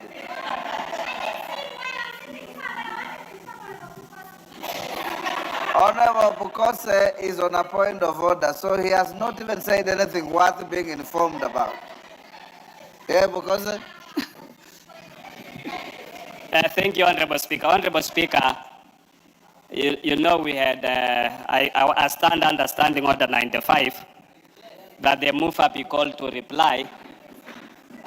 I think the only person supporting this motion is Honorable Ngogoyo for his space reasons. And Honorable Lea will allow her to support. And Sunguya, I think that will go into note. But allow us, Honorable Speaker, that the mover be called to reply. I will call the mover, but let me hear Sunguya for a minute. Lea for a minute. Thank you, Honorable Speaker. Yes. I stand to support the appointment of this nominee, and especially Maurice Kaka. It is true, he is a Kenyan, is a very competent nominee, that I knew him for many years, that he came from my constituency, our ward, the location that I that also sit as a member of parliament. So, Mr. Speaker, as the committee has approved there before, I urge this House that this guy is a very competent nominee that should not be rejected in this House because he's the supporter also of this government, and he's a very, very competent person. So in any case, all of us, at the end Yes, Honorable Fatima, what is out of order? we are all voters. Hold So, on, Honorable Sunguya. Speaker, for that, Sunguya, hold your horses. Honorable Speaker, this is what has been itching me. Honorable Speaker, that honorable member there had just mentioned that that person is a supporter of this government. My honorable member, he again repeats the same thing. This House does not reward those who support the government or does not support the government. We will pass it on merit, not who you support. So I think that should be clear. Because even Migori, there are men and women who can be given that position. After all, 101%. We support Honorable President, we support the President, but we have not been rewarded. It means this House does not reward. So if that is the reason why you want us to pass, in advance I may say I reject it. Sunguya. Thank you, Honorable Speaker. Make your point. Although, so myself, I'm just argue the House to support, to approve this nominee because he's competent and he has all right and to be heard and approved. Mr. Speaker, it should not be rejected as a House. I argue the House to approve this nominee. Thank you. Kenan. Thank you, Mr. Speaker. Mr. Speaker, I wanted to say two things, and you are living testimony of this. This House has fought for two things. From 1963 to 1989, Parliament was under state capture, and you know it. We did two things. These two things must always be protected jealously. One was the enactment of the CDM Act by Engineer John Karue. And the other was the formation of PSC. These two entities, CDF, yes, we say it's independent, but at the end of the day, for those of us who are in Parliament, and you know it, when you say members of Parliament got their independence, immediately CDF Act was enacted. You know what I'm talking about. If you wanted the slightest thing in your constituency, you had to go and kneel. And therefore, those who are appointed to this, those who have been appointed to this, must be people who will understand the history, the function, and the geography of CDF. We cannot chance. And therefore, I stand here as one of the fathers of this House to totally reject this list and allow us to send it back to those who have voted. Mr. Speaker, you can see when the chairman was moving, the Honorable Sirma is a very astute member of Parliament. He was shy of action. He wasn't even sure whether to move the report or not. My friend here, the chairman of JLAC, he wasn't sure what to say. He was asked to second, and I could see he was mimicking. He wanted to say he opposes, but because of the procedures here, he had just to say second. Therefore, this report must be rejected, and let's send it back to square one, so that we have people who can meet, who understand the tenets and the function of CDF. Thank you, Mr. Speaker. I oppose this. 2 minutes, Leah. Thank you, Mr. Speaker. I rise to support the report of the committee on the nomination of members to the NGCDF board. Mr. Speaker, the reason I support this report is because by the time the report goes to a committee stage and committee looks at it, and this is a procedural house, I believe all the relevant prerequisites have been taken into consideration. And Mr. Speaker, I believe that this report is good to be adopted by the House. Mr. Speaker, I want to speak of one Mr. Morris Kaaka Putita from Kajiado County, a civil servant that has worked before in this Republic of Kenya, a very competent Kenyan, And I want to confirm because the minority leader actually said among the 4 nominees, Morris is one competent and qualified person in that report. Mr. Speaker, it is unfortunate that today if this report fails, Morris will be a victim of circumstances of other people who are unqualified put in the same category with him. Mr. Speaker, I urge this House that in the recent future, I don't know whether it's possible to have to debate these reports person by person so that we can approve those people who qualify and those who do not qualify, Mr. Speaker, because I also respect this House and I respect the rule of law, so that next time we debate a person by person, so that qualified, Mr. Speaker, do not become victims of circumstances of other unqualified people put together in a report, Mr. Speaker. Mr. Speaker, I also want to say that next time I know he will also go back and do the same application, and I hope that if his name comes again to this House will pass this name. Thank you, Mr. Speaker. Tandaza. I let Tandaza contribute, then I call the mover to reply. Thank you, Mr. Speaker. In my capacity as the Vice Chairman of the NGCDF Committee, I stand to support this motion on 3 grounds. One, it is this House that passed that directors, the independent directors of the NGCDF board will have to go through the Public Service Commission. This is the first time, Honorable Speaker, that we are debating, discussing directors of NGCDF having gone through the Public Service Commission, unlike the previous directors that we've had to discuss here.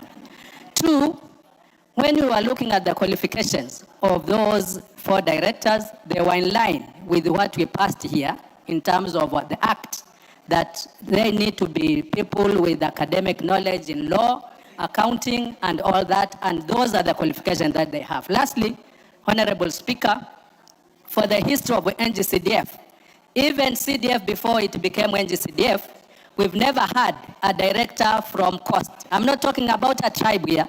I'm talking about a region which is recognized in our constitution, that for any appointments, there needs to be regional balance. This is the first time that you are having somebody from Coast region to sit in this board.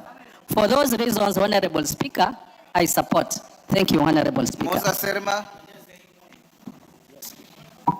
Mr. Speaker, I want to thank the members who have contributed to this motion. And Mr. Speaker, I beg to reply. Order, DK, take your seat. Take your seat. Hello, members.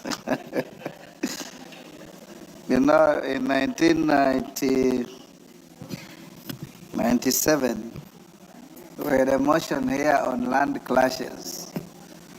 And there was a member from Kericho, I think, called Chebelion. He was in the committee, and he had signed to the report. When he saw the mood of the House,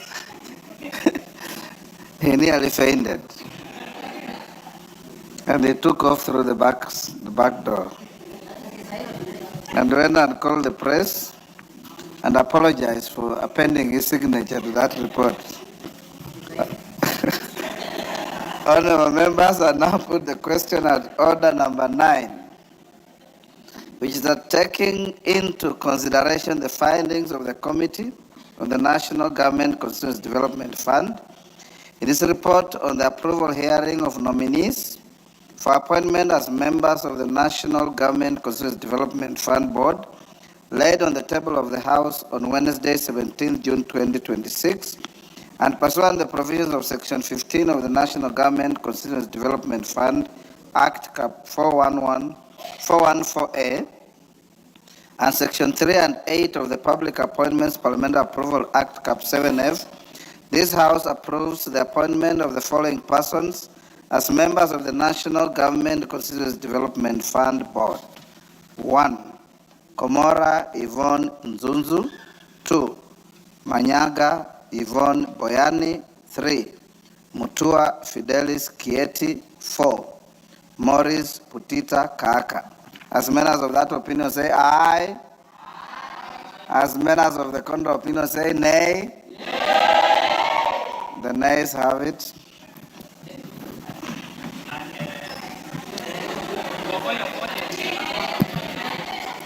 Next,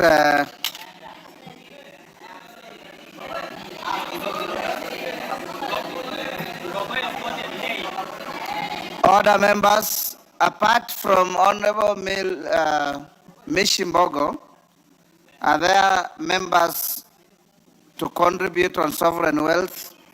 We still have many. Then let's go to committee. Yes.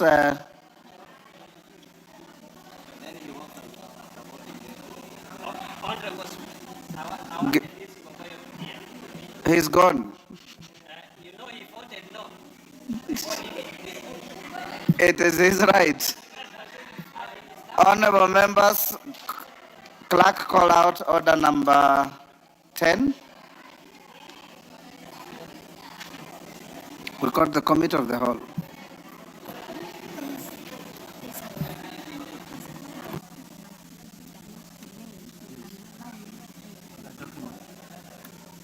Majority Leader, we have a document to lay. So call out order number 5. Order number 5, papers. Thank you, Honorable Speaker. Honorable Speaker, I beg to lay the following paper on the table of the House today, Thursday, 25th June 2026. Legal notice number 99 of 2026 relating to the Public Finance Management Public Officers Medical Fund Amendment Regulations of 2026. Thank you, Honorable Speaker, and I beg your indulgence because the paper came slightly late. That's why we have laid it now. Short committee. Thank you. Okay.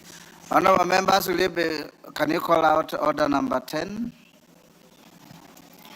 Order number 10, Committee of the Whole House. Members, will you be upstanding? And in the committee of the whole, you are doing Roman 1 and 2 only. Roman 4, fisheries, will come after order number 8.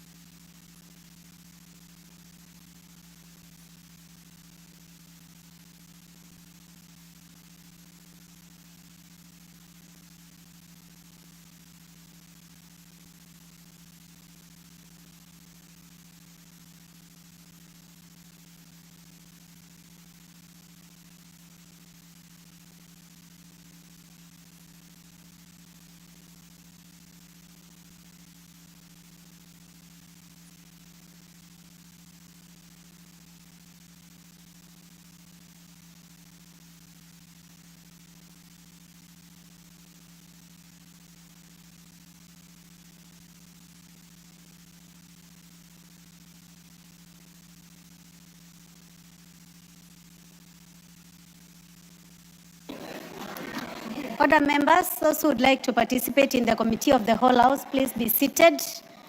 We are going to start with the county allocation of revenue bill, Senate Bill number 10 of 2026.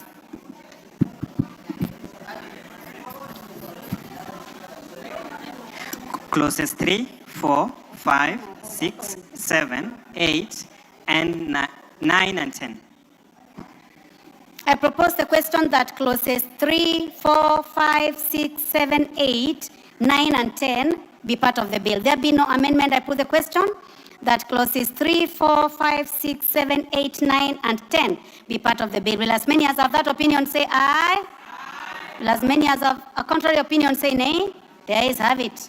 First schedule. I propose the question that the first schedule be the first schedule of the bill.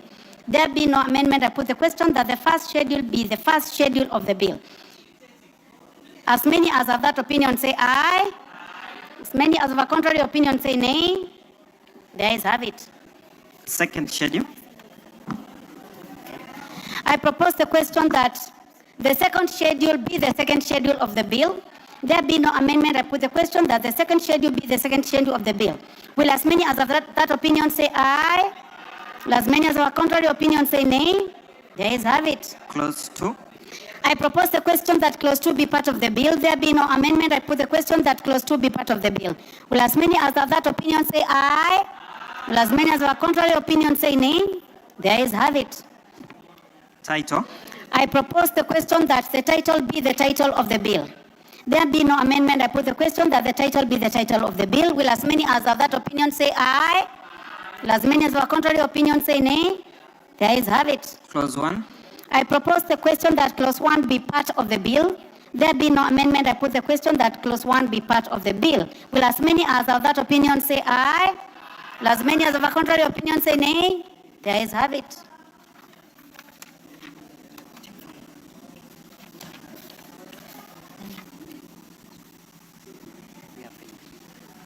Honorable members, we have come to the end of the first bill. Mover, Chairman, you are here. Thank you, Honorable Speaker. Honorable Chairperson, I beg to move that the committee do report to the House its consideration of the County Allocation of Revenue Bill, Senate Bill number 10 of 2026, and disapproval thereof without amendments. Thank you, Chairman. I now put the question, which is that the committee do report to the House its consideration of the County Allocation of Revenue Bill, Senate Bill number 10 of 2026, and its approval without amendments. Will as many as have that opinion say aye? Will as many as have a contrary opinion say nay? The ayes have it. Thank you, honorable members. Now let us proceed to the Central Bank of Kenya Amendment Bill, National Assembly Bill number 27 of 2026. Clause 2. I propose the question that clause 2 be part of the bill. We have an amendment. Chair Finance. Honorable Chair, I beg to move that clause 2 be amended as per the order paper. There's a very small amendment. It's just changing the word promote to foster. Honorable members, I put the question that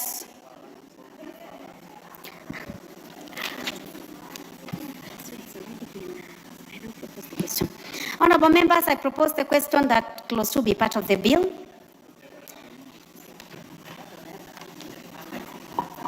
Honorable members, I now propose the question that clause 2 be amended as proposed by the Chair Finance. Do I go ahead and put the question? Please. I now put the question that clause 2 be amended as proposed by the Chair. Will as many as of that opinion say aye? Aye. Will as many as of a contrary opinion say nay? The ayes have it. I now put the question that clause 2 as amended be part of the bill. Will as many as of that opinion say aye? Aye. Will as many as of a contrary opinion say nay? The ayes have it. Clauses 3 and 4.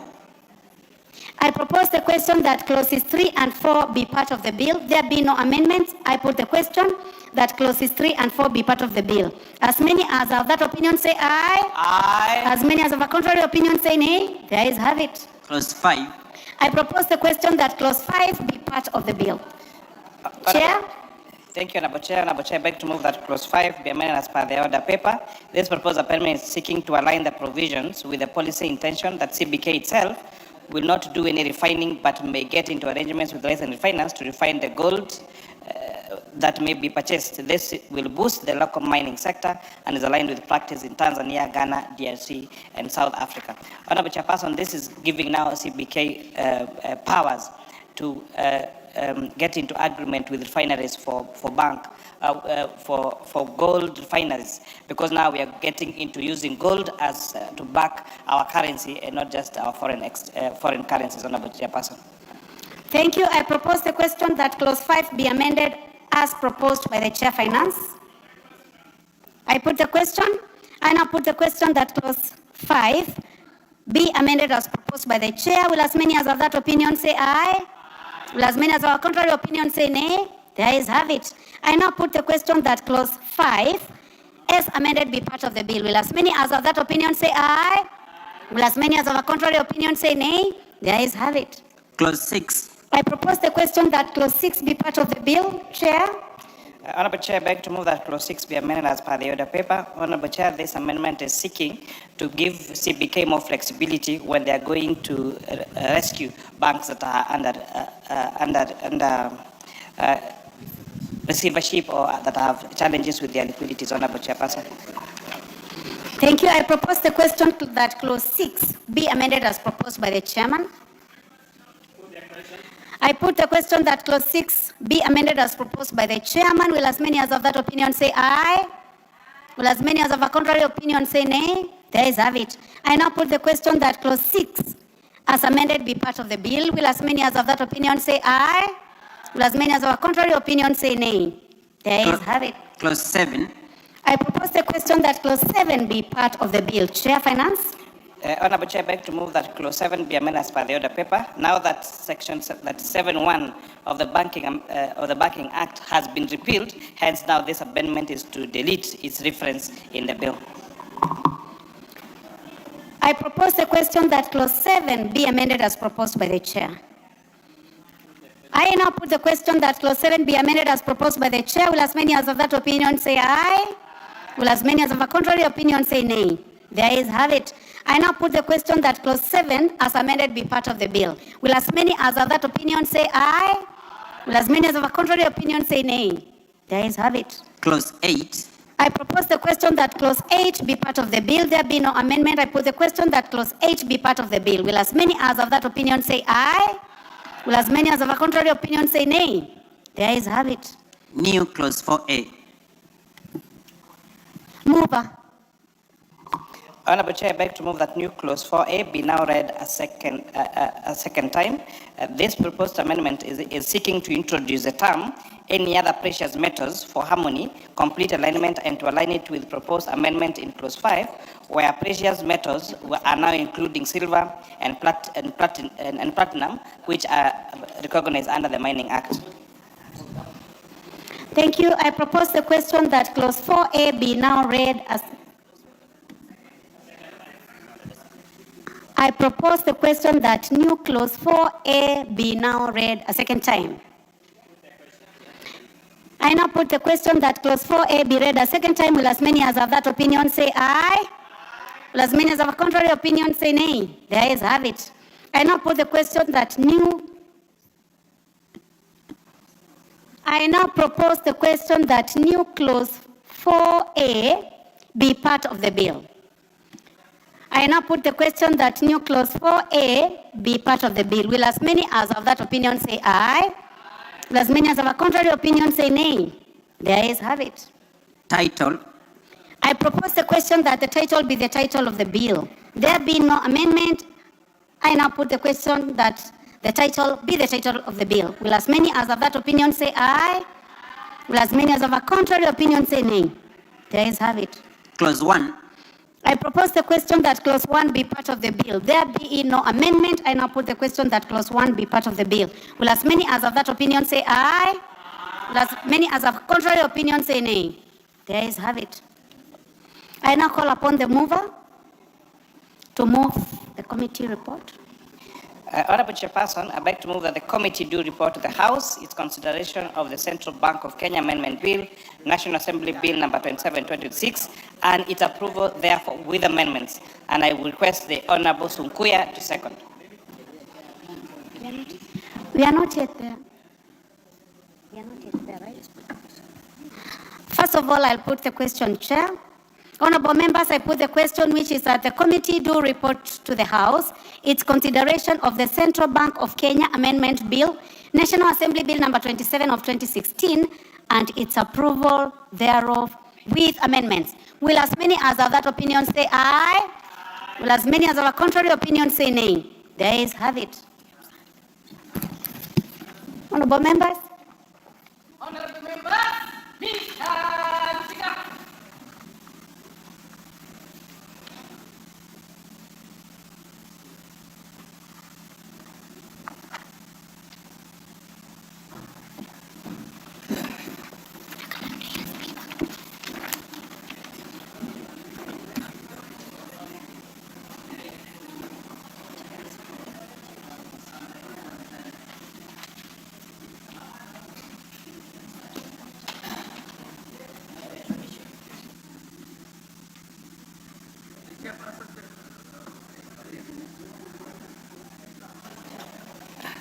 Chairperson to report to the House. Chairperson, for the county allocation. The county allocation of revenue bill, Senate Bill number 10 of 2026. Honorable members. Thank you, Chair. Honorable Speaker, I beg to report that the Committee of the Whole House has considered the county allocation of revenue bill, Senate Bill number 10 of 2026, and its approval thereof without amendments. The mover. Minister, Honorable Speaker, I beg the Chairman of the Budget Committee. Honorable Speaker, I beg to move that the House do agree with the committee in the said report. I also request the Honorable Dr. Pukose to second the motion for agreement with the report of the Committee of the Whole House. Proceed, Honorable Pukose.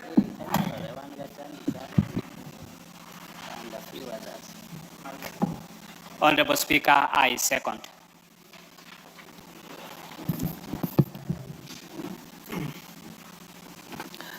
Honorable members, I propose the question that the House do agree with the committee in the said report. Put the question.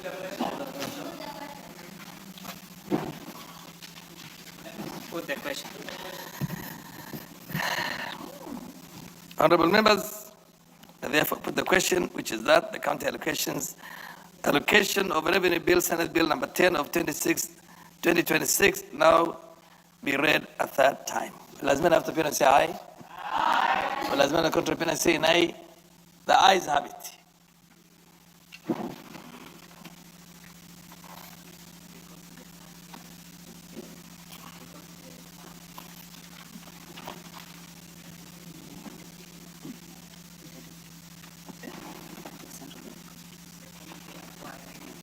They're now going to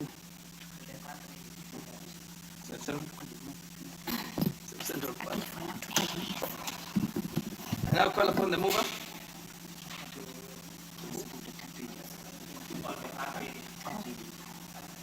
Oh, the mover of the bill. The mover to move the bill. I now call upon the mover of the bill to move third reading. Thank you, Honorable Speaker. Honorable Speaker, I beg to move that the county allocation of revenue bill, Senate Bill number 10 of 2026, be now read at that time. Honorable Speaker, before I request my Vice Chair to second, I saw something today, Honorable Speaker, during the public protest today. And Speaker, while I was here, I also received a message. From my residents of Siaya that power has been disconnected from all the water facilities in Siaya, and that the residents of Siaya are not able to receive water today. Honorable Speaker, I also saw my governor on the street today in Nairobi. The only governor who was leading protests today is the governor of Siaya.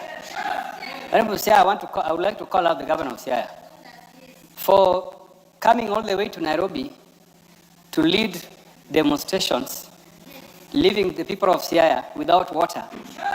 And I also want to thank the people of Siaya, Honorable Speaker, because Siaya was totally peaceful. Honorable Speaker, Siaya County is hosted in my constituency.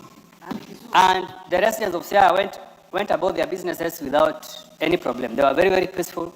While they saw their governor running around on the streets of Nairobi on a border, they were busy doing their businesses, Honorable Speaker. Honorable Speaker, the governor of Siaya must be called out. Because, Honorable Speaker, I've said before that there are some governors that are misusing the resources that the national government allocates to them. One of them is this governor of Siaya, Honorable Speaker. Honorable Speaker, even as we allocate about 8 billion to Siaya County in this Kara bill, I want the residents of Siaya to know that they have a duty to put their governor to account so that these resources are not wasted. And we want the governor of Siaya to go back home so that he can deliver in the remaining 1 year that we have. We have very able members of this House who are seeking to become the governor of Siaya in the next election. I know one of them will be elected. But in the meantime, because we just have about 1 year, we want to urge the governor, and I want to ask the House to help me to speak to this governor so that residents of Siaya can be able to benefit from the resources that we are allocating to them. Honorable Speaker, with those... Do you wish to be informed by the Honorable KJ? Yes, sir. KJ, proceed. Is it Kibareko? Yes. Kibareko. Yes, Mr. Speaker. Inform. Thank you, Mr. Speaker. I wanted to inform the chair that one Jim Magri Orengo, my grandfather left him in the street. He was demonstrating with my grandfather. He demonstrated with my father. Now he's demonstrating with my generation. And very soon he will be demonstrating with my children. He's a shameless man, Mr. Speaker, who doesn't have any other agenda rather than demonstration, Mr. Speaker. This is a man who has left Siaya to serve, Mr. Speaker, and come to the street of Nairobi to loiter. Shame on him, Mr. Speaker. Shame on Orengo. Order. You cannot disparage somebody who cannot defend himself in the House. But nonetheless, in enumerative facts, you're allowed. But then you cannot have words like, what? Yes, the MP for Nyando. And we are on the county allocation of revenue bill, Senate Bill number 10 of 2020. Just allow me to join my brother, Honorable Tandi, Honorable Speaker. Honorable Speaker, yesterday, Honorable Tandi and others. Order. Wait, I could only allow the point of information which he had accepted, but now he has to have a second. You must be seconded first. Thank you, Only after you're seconded. Honorable Speaker, with those many remarks, I would like to ask the Leader of Majority to second. That's it. Leader of Majority, proceed and second. Thank you, Honorable Speaker. I rise to second. Honorable Speaker, as I second, we said yesterday during second reading, this county allocations bill, now that we have passed it, or we are about to pass it in third reading, will become the County Allocation of Revenue Act. And effectively from 1st of July, governors now have money in their counties. And as I said yesterday, they must be accountable to the people of Kenya, including all our constituents, because all our constituencies are in counties. And many of them, not just this one, the demonstrating governor. Many governors are not being accountable with the monies that they are receiving, and we say not just under the shareable revenue and the CARA, but even that comes under the additional county allocations bill, which we already did, and also the conditional allocations, including the UHC money that we have given to governors to be able to take care of UHC healthcare workers, hoping 8.6 billion.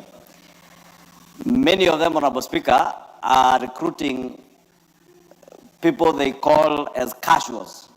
And many of them are goons. That is why you see the governor for Siaya rampaging in the city with goons. And Honorable Speaker, I just said, today is not a public holiday. I saw a former vice president of this country celebrating that there is a public holiday today in the country. And you dare tell the people of Kenya you want to be a president. If you have nothing to do, and if for 50 years you have not done anything or achieved anything for this country when you're in a position of leadership, let Kenyans work. Kenyans want to work. I also said, Honorable Speaker, we had another former one-term member of parliament for Madera. One-term former member of parliament for Madera, saying that he is asking his people to stay at home today and not to be on the street rampaging. Honorable Speaker, it is evident now who it is that mobilizes goons to come and touch people's buildings in the CBD. It is evident who was mobilizing people to touch buildings, public buildings. And I must take this opportunity to thank the people of Kenya, especially young Kenyans who have seen through the hypocrisy and the scavenging nature of this group of politicians who have been scavenging on anything and everything. I said here the other day they tried to scavenge on Ebola. Thank God Ebola never found its way to our country. They tried to scavenge on the finance bill. We dissipated their lies and their propaganda. Now they wanted and hoped to scavenge on the 25th of June, when families are hurting, when families who lost their loved ones are remembering them, when business people and men and women who lost property are remembering in pain the property that was touched. I remember the people who died at the building on Kimathi Street, and hundreds of hardworking Kenyans who lost property in 2024 on this day. Not to forget the many young people who had been made to believe in the propaganda, the misinformation and disinformation that had been peddled around the question of the finance bill. And I thank these young people because I have seen them and I watched a number of them on television, saying that at least they brought it to the fore among us Kenyans, issues touching on the finance bill, and now we are able to converse with them. How I wish we had conversed as we have done with them. How I wish people were listening as they have listened this year. But we must thank the people of Kenya because they have listened. They have separated the propaganda from the lies and the propaganda and lies from the truth. They have seen those who speak truth, those who speak facts, those who speak to the issues that are in a bill, and those who propagate lies about land taxes, about rental income taxes, about Mutumba taxes, and they have seen even among us their members of parliament, those who read and those who don't read. Those who have their own 160-something clauses in a bill with less than 60 clauses, the fake bills and the real bills. I want to urge, Honorable Speaker, that whenever we commemorate the dead, this is the way to do it. Lay your wreath, allow other Kenyans who want to go to work, and let peace prevail so that we continue shaming these political scavengers and agents of death, merchants of violence, masters of political deceit. They are ashamed, and they will continue to get ashamed even to the ballot next year, Honorable Speaker. Because when they were told by the president, get an agenda, have alternative policy proposals, they went to insults. Now here they are calling themselves an alternative government. You cannot be an alternative government if you do not have alternative policy propositions. You do not have and you cannot have. You cannot. Honorable Speaker, this Kara, for governors who are serving us in their county governments. Honorable Speaker, usually I don't like interrupting the majority leader, but I rise on Standing Order 106. Because 106. And you know, the majority leader is consistently, and you've been doing this yesterday and earlier today, going off topic on the same issues which you had discussed before. So I'd like to request the Honorable Speaker that you guide the majority leader that even as he puts his point, he tries to stay within the bounds of the County Allocation Revenue Act and not repeat what he had said earlier in another motion while I think we were at the statements, order number 7. So he's just saying what he had said earlier. I don't get why he feels the need to just keep saying the same thing. Even at some point, and Honorable Speaker, the reason why I'm raising this issue is because we are about to move to the sovereign bill and we want to discuss this issue. We have only 2.5 hours left on this issue, and I believe there's a bill to be sponsored by the Honorable Irene Mayaka. So I'd ask the majority leader to kindly, he had said this yesterday, he had said it earlier today, for the sake of some of us, allow us to raise the issues on sovereign bill and repeating the same things you said yesterday. You made your point. You made your point. Yeah, proceed, Honorable Majority Leader. Thank you, Honorable Speaker. Honorable Speaker. Wait until he gets again out of order, then you can rise on a point of order. Honorable Speaker, I was just trying to guide my brother, Honorable Mwenje. I know it hurts because the truth always hurts. Those who had not read the finance bill, it is still hurting, I know. But Honorable Speaker, if he had the patience to wait, because I was talking about the irrelevancy and what is seemingly idiocy of talking about alternative governments when you have no alternative policy proposals. And I was saying, even under this cara, governors who are getting money, they will be competing with some of you here who want to run for governors. But even when you go to your people, you must give alternative policy propositions.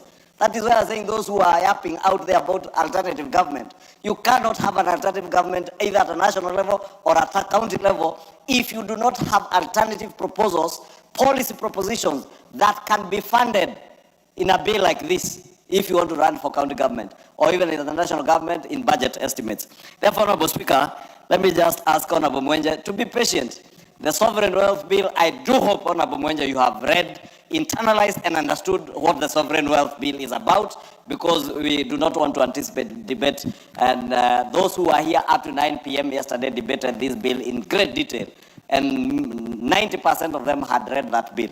And therefore, I want to invite you when that time comes to have the patience to wait, contribute to it. Don't be like the member for Kajiado North, who was here purporting to be supporting someone from Kajiado. Then when he came to voting, he voted against the person. And he walked out. Because all he wanted to do was to speak to the gallery. And that's why I keep telling these people who are pretending to be opposition, at least be honest. Because Kenyans see through honesty. Honorable Speaker, I support and I second this third reading of this bill. CARA is a very important bill because it will give money to our county governments. Thank you, Honorable Speaker. The Honorable MP Fanyanda he had caught the eye.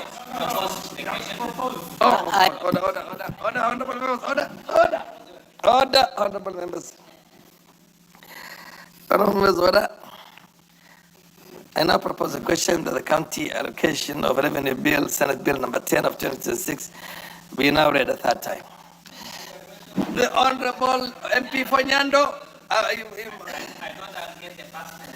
Honorable Speaker, firstly, allow me to join my two brothers, Honorable Kimani Chungwa, Majority Leader, and Honorable Atandi, the MP for Alego Usonga and Budget Chair, in condemning in strongest terms possible the occurrences of the day, Honorable Speaker.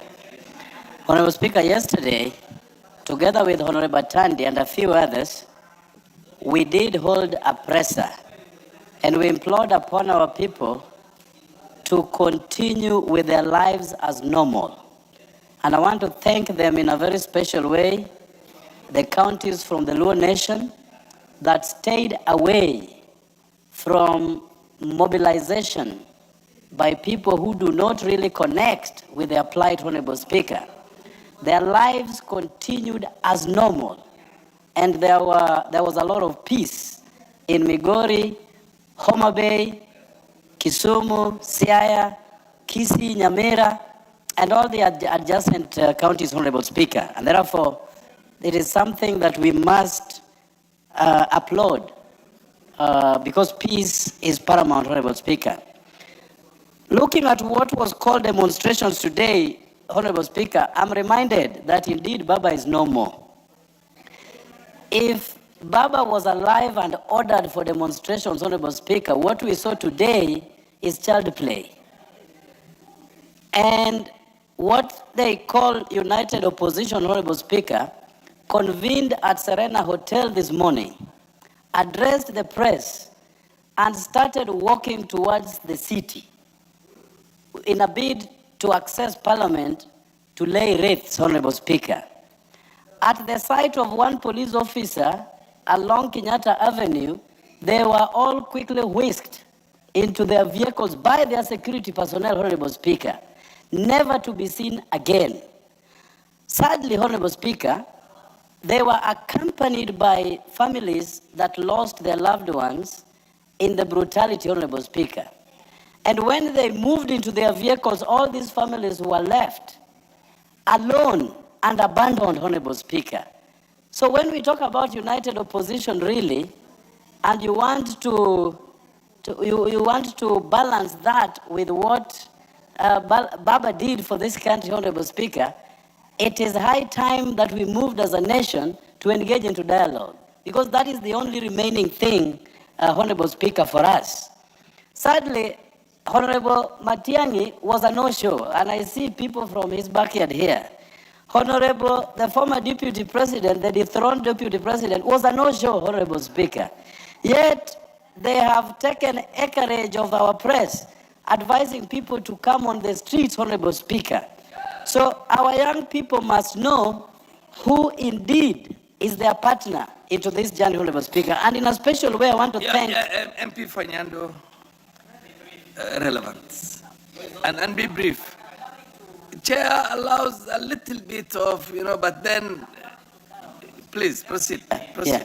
So allow me firstly to thank the IG of Police, Honorable Mr. Douglas Kanja, the CS of Internal Security, my brother Murkomen, and the Super PS, Honorable Omolo, for exhibiting a great degree of professionalism today.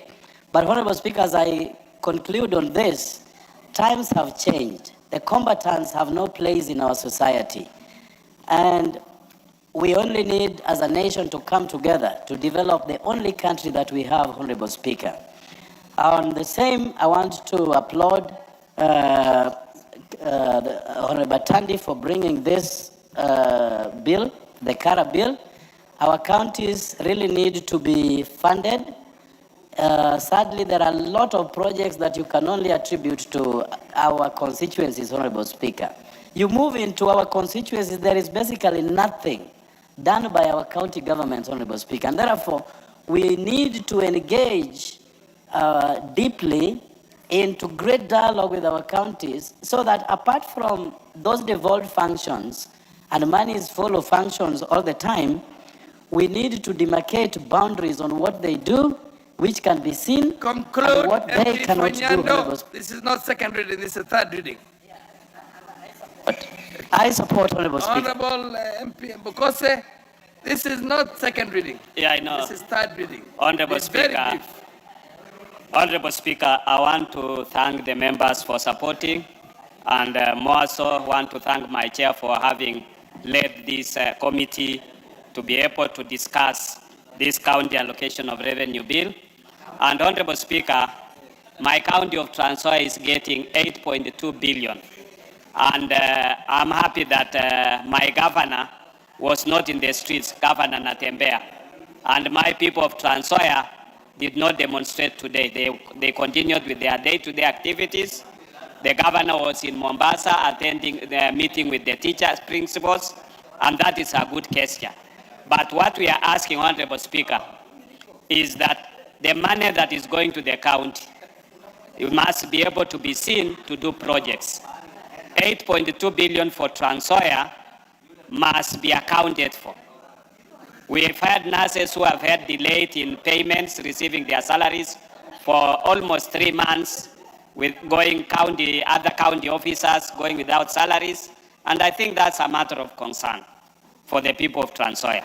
Therefore, as we send this money to the county of Trans Nzoia and other 46 other counties, we want the governors to make sure that the money does what it is supposed to do. With those few remarks, Honorable Speaker, One final one to be I support. MP4, is it Manyata? Manyata, yes. Take as few minutes as possible. Thank you, Honorable Speaker. Honorable Speaker, I also rise to support. Honorable Speaker, I know members want to make fun of my Proceed, you have 1 minute or 2 minutes maximum.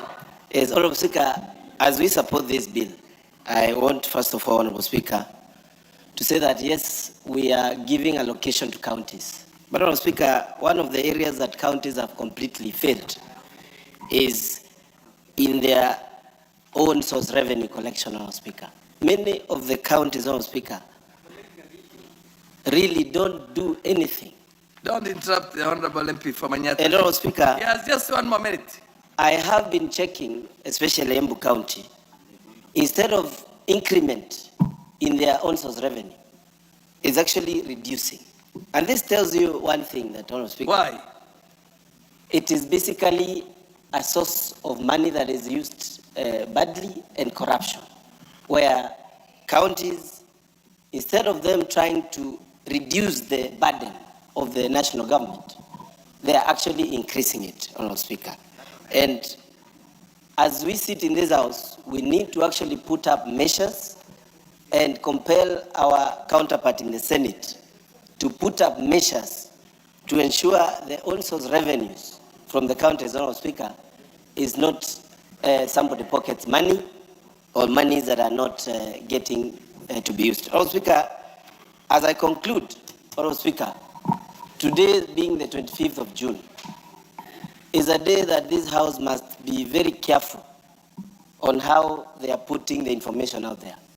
Honorable Speaker, young people lost their life, and I have not had a member even give those condolences, Honorable Speaker, when they are speaking. You are digressing. We don't condemn, Honorable Speaker. You are digressing. We from the actually matter at need hand. to remember these young men that were fighting for their voice. They wanted to be heard, Honorable Speaker.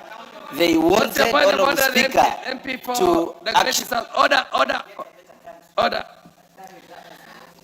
Honorable Speaker, I rise on a point of order seeking to find out if the Honorable Member for Manyata is in order to misinform up to and including the protest of 2024, the earlier protests in the 20s, the earlier protests in the 90s, all the way up to the protests of 1965 in Kisumu. Each and every member who was speaking here yesterday took the opportunity to first condole with the families, to condole with the youth and the lives that were lost, and even took it back in history to remind our country that the events of 2024 were not only unique to this administration. There have been instances of injustices and excessive use of power by the state in many dispensations. These, the 2024, are only the latest. And so he is out of order. You made your point. Order, honorable members, order. For the information of the House, it was not in 1969, 65. If my memory serves me right, it was 69. Am I right? 69, 1969, yes. Order, honorable members. Order. Third reading. Order, honorable MP for Manyata. Honorable Manyata, when the chair speaks, order. Honorable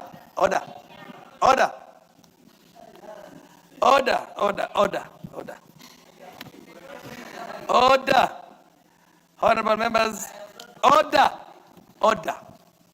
Honorable members, order. I am a stickler for enforcing the House rules, and you know that very well. Order.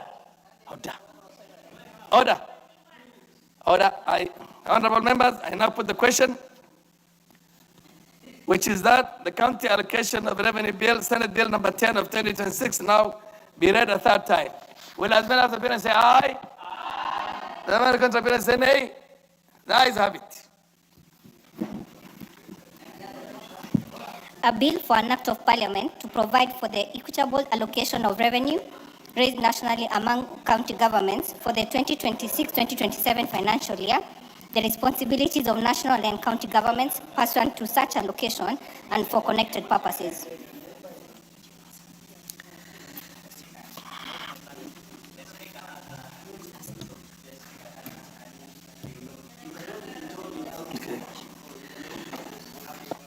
Chairperson, report the Central Bank. Thank you, Honorable Speaker. Honorable Speaker, I beg to report that the Committee of the Whole House has considered the Central Bank of Kenya Amendment Bill, National Assembly Bill number 27 of 2026, and approved the same with amendments. Move. Order, Honorable Atandi. Is it finance? It's finance. Sorry. It's finance. Honorable Kimani, proceed and Honorable Speaker, I You beg have to... agreement with the chairperson, yes. Yes, thank you, Honorable Speaker. Honorable Speaker, I beg to move that the Central Bank of Kenya Amendment Bill, National Assembly Bill number 27, 2026, be now read at that time. Honorable Speaker, I also take this chance to tell thank you to all the members that contributed on this particular motion. Order. Mover, you agree with the report first. The chairperson has reported, you agree with the report. You say, I beg to move that the House do agree with the committee in the said report. Proceed. Don't go down, go up. Honorable Speaker. After chairperson, there's a mover, so then do that. Please guide him. Okay, thank you, Honorable Speaker. Honorable Speaker, I beg to move that the House do agree with the committee on the said report. And I also want to request the Honorable Sunkuya to second. Honorable Sunkuya, proceed and second. I second, Honorable Speaker. Honorable members, I want to propose now the question. Order. Honorable members, I now propose a question that the House do agree with the committee in the said report.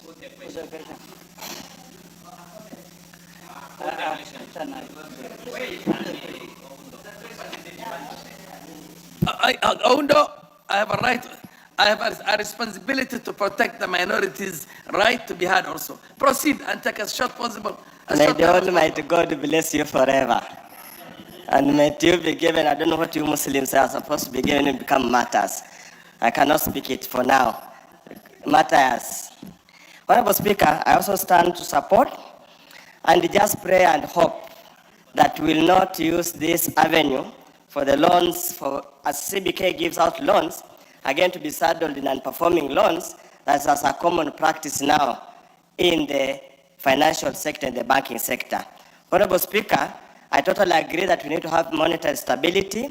We need to ensure at all given times where we save banks from collapsing, because when they collapse, they go under with so much money belonging to the public. As I conclude, Honorable Speaker, today we commemorate our boys and girls who lost life through police bullets in 2024. And I must commend the people of Kenya for heeding the call to stay at home if you drive through the CBD of Nairobi. And like what my colleagues are saying, it's a completely dead city today. That meaning everybody heeded the call for public holiday.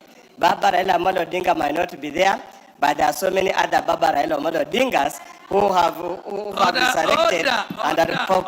Thank you. Order, honorable members. Order, honorable members. Honorable members. Order. MP Fonyando, you cannot have your small... I now put the question that the House do agree with the committee in the said report. Will as many of the opinion say aye? Will as many of the contrary opinion say nay? The ayes have it. The mover. Honorable Speaker, I beg to move that the Central Bank of Kenya Amendment Bill, National Assembly Bill number 27 of 2026, be now read at a third time. Honorable Speaker, I would also want to echo the words of Honorable Oundo on these particular measures that we're extending to the Central Bank of Kenya to safeguard the interest of depositors in our commercial banks, and especially when special banks, when commercial banks are in distress, Honorable Speaker. So we are hoping that these monies will be spent correctly, that this extended mandate will not be abused by the central banks, by commercial banks that could deliberately misuse their resources, Honorable Speaker, for them now to go to central bank to be assisted, Honorable Speaker. At the same time, Honorable Speaker, I'm very happy today that we did have a conversation with my great people of Molo on Saturday, and especially with the members of the business community. And we did agree that anyone who will come out to protest today has a right to, in accordance with the Constitution. But we also agreed that we not allow destruction of properties, and especially of our businesses. I am happy that our banks remain open today. Our businesses remain open today. No any single case of violence has been reported in Molo. People's homes are safe. Our businesses are safe. Honorable Speaker, something even more interesting has happened this afternoon. It rains. And we've not had rains for a few number of weeks. And knowing Molo is a very rainy place, we are happy that that is a sign of God that has been cleansing of the many bad things that may have happened on such a day before. And the culture of destroying people's properties, of destroying public property in the name of protests. It was a shame. It started in Molo, and I'm happy to report to this house. It will never happen ever again in the constituency of Molo. And I'm hoping, and with what I have seen happening across the country, it will never happen again for the rest or anywhere else across this country, Honorable Speaker. Thank you. I request Honorable Sunkuya to second. Honorable Sunkuya, proceed and second. I second, Honorable Speaker. Thank you. The Honorable, order, Honorable members, order.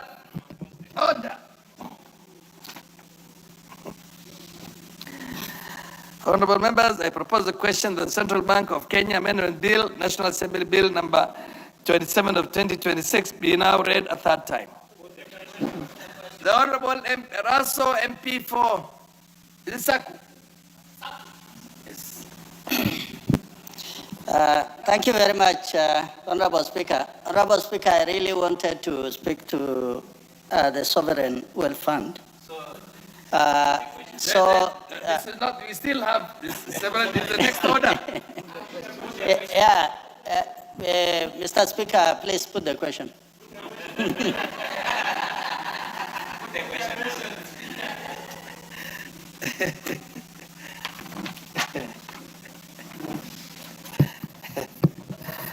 Honorable members, I now put the question, which is that the Central Bank of Kenya Amendment Bill, National Assembly Bill number 27 of 2026 be now read a third time. Will as many of the parents say aye? Aye. Will as many of the contrary parents say nay? The ayes have it.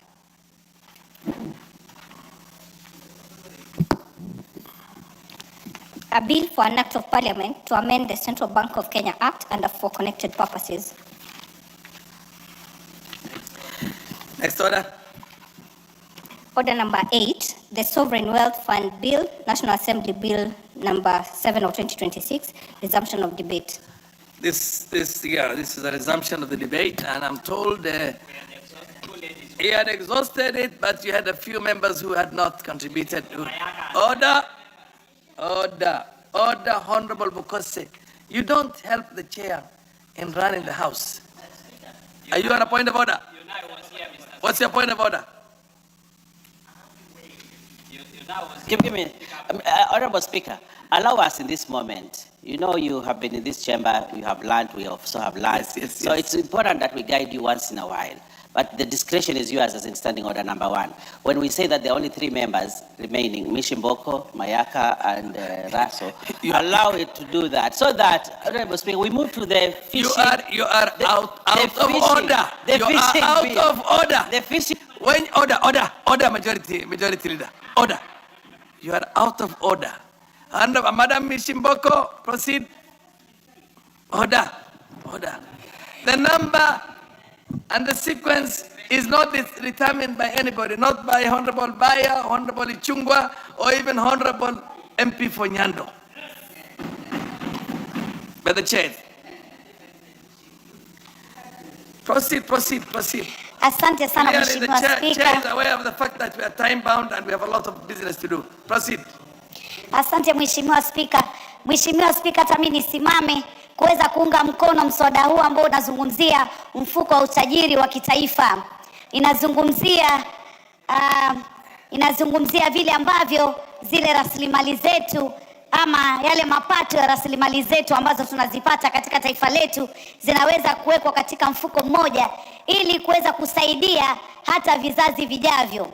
Na mfuko huno utapata mapato hayo kutoka kama kwa mapato ya petroli, mapato ya madini yetu na mapato pia ya zile tunaita bonasi ama kwa Kiingereza wanaita bonus.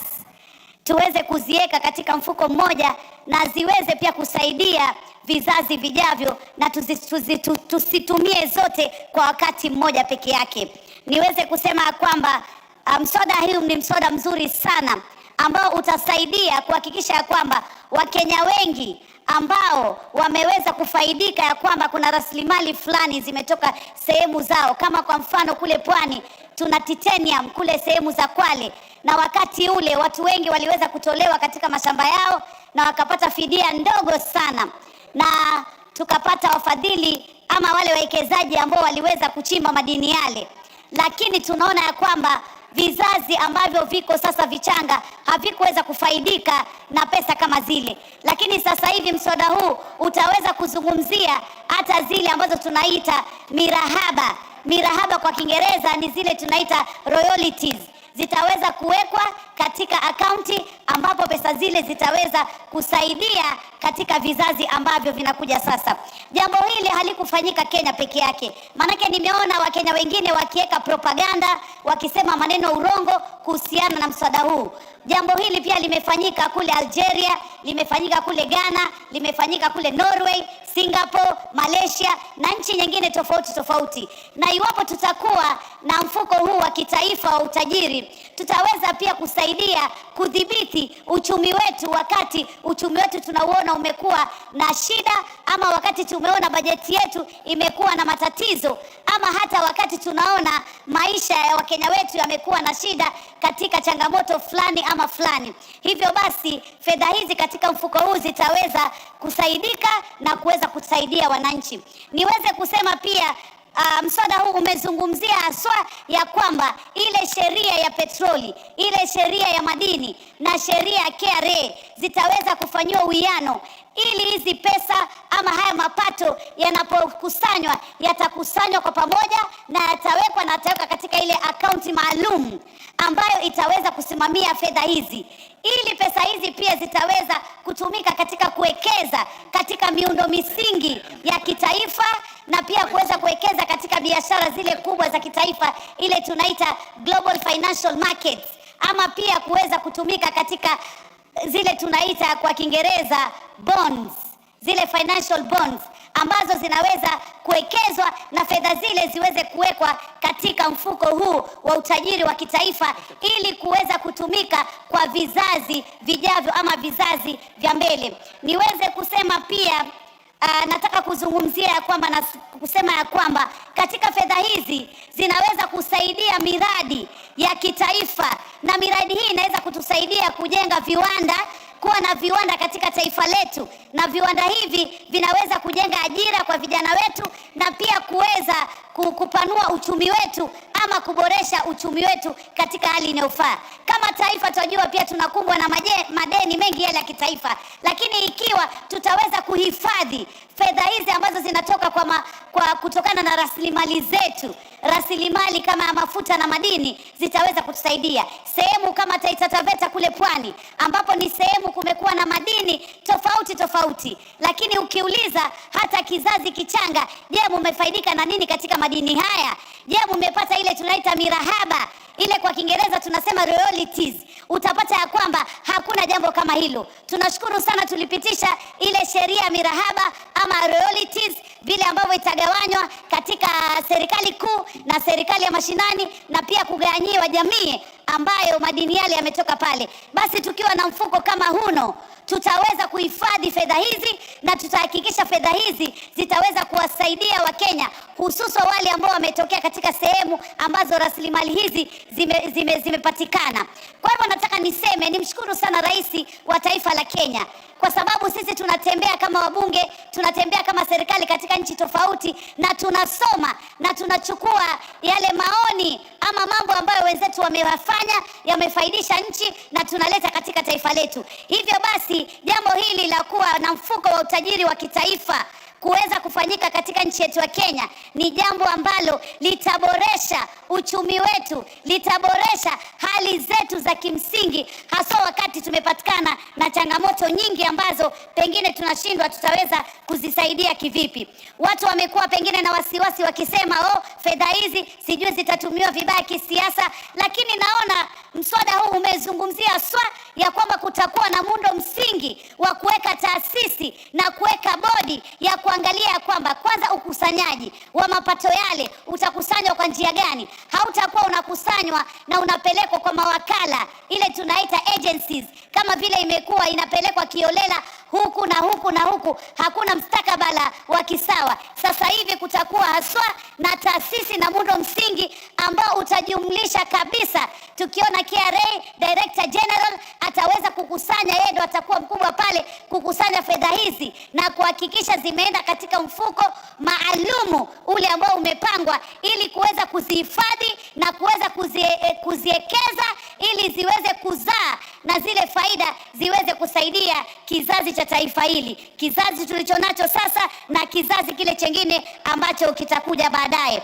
Mimi niweze kusema ya kwamba hivi sasa hata kule Turkana tunaona tuna mafuta, lakini kwa sababu tulikuwa hatuna mipangilio mizuri ya kutengeza mswada kama huu na kutengeza miundo misingi ya kuweza kudhibiti na kuhakikisha faida ya mafuta kama yale ambayo yamepatikana pale yataweza kusaidia Wakenya. Lakini kuwa na jambo kama hili ni kumaanisha ya kwamba tutakuwa tumejenga taifa letu na tumehakikisha tuna faida ya rasilimali ama mali asili ambayo tunaipata kama taifa. Niweze kusema ya kwamba kila jambo litakuwa linawekwa kwa njia inayofaa.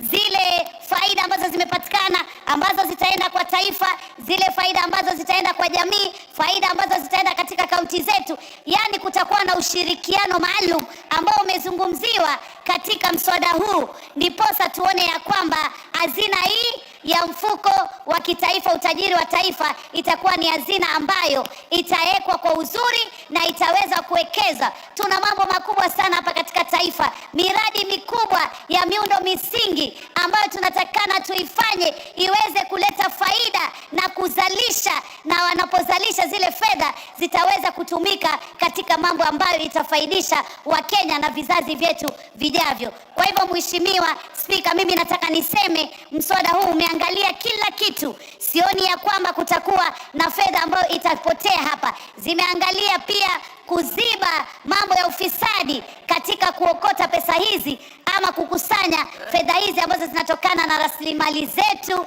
na zile ambazo zinatokana na zile faida ambazo tumezipata kwa sababu ya biashara zile ambazo tumezifanya, biashara za kitaifa, biashara zile zetu za hapa Kenya. Katika yale masoko ya biashara tutaweza kuunganisha ili tuweze kuona ya kwamba fedha hizi zimeweza kutufaidisha. Kwa hivyo mimi nataka niwaambie ndugu zangu, tuweze kukubaliana na mswada huu na tuweze kushukuru sana mkubwa wa walio wengi, Mheshimiwa Ichung'wah, pamoja na rais wetu wa taifa la Kenya, pamoja na wizara husika kuweza kuleta mswada kama huu, mswada ambao utaweza kumfanya mtoto wa Kenya, mtoto ambaye ametoka pahali kuna mali asili ama rasilimali, aweze pia kupata faida ile. Tuweze kuona faida ile itaweza kujenga miradi ambayo itawasaidia watu walioko pale ambapo kumepatikana madini, kumepatikana petroli na kumepatikana bidhaa zingine ambazo ni mali asili ama rasilimali. Nashukuru sana na naunga mkono kwa dhati ya nafsi yangu.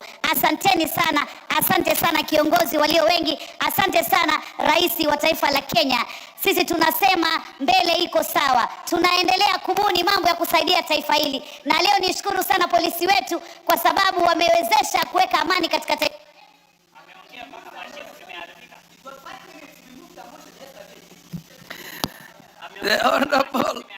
The Honorable Raso, MP for Saku, followed by Honorable Mayaka. Thank you very much, Honorable Speaker. Honorable Speaker, I rise to support this milestone bill.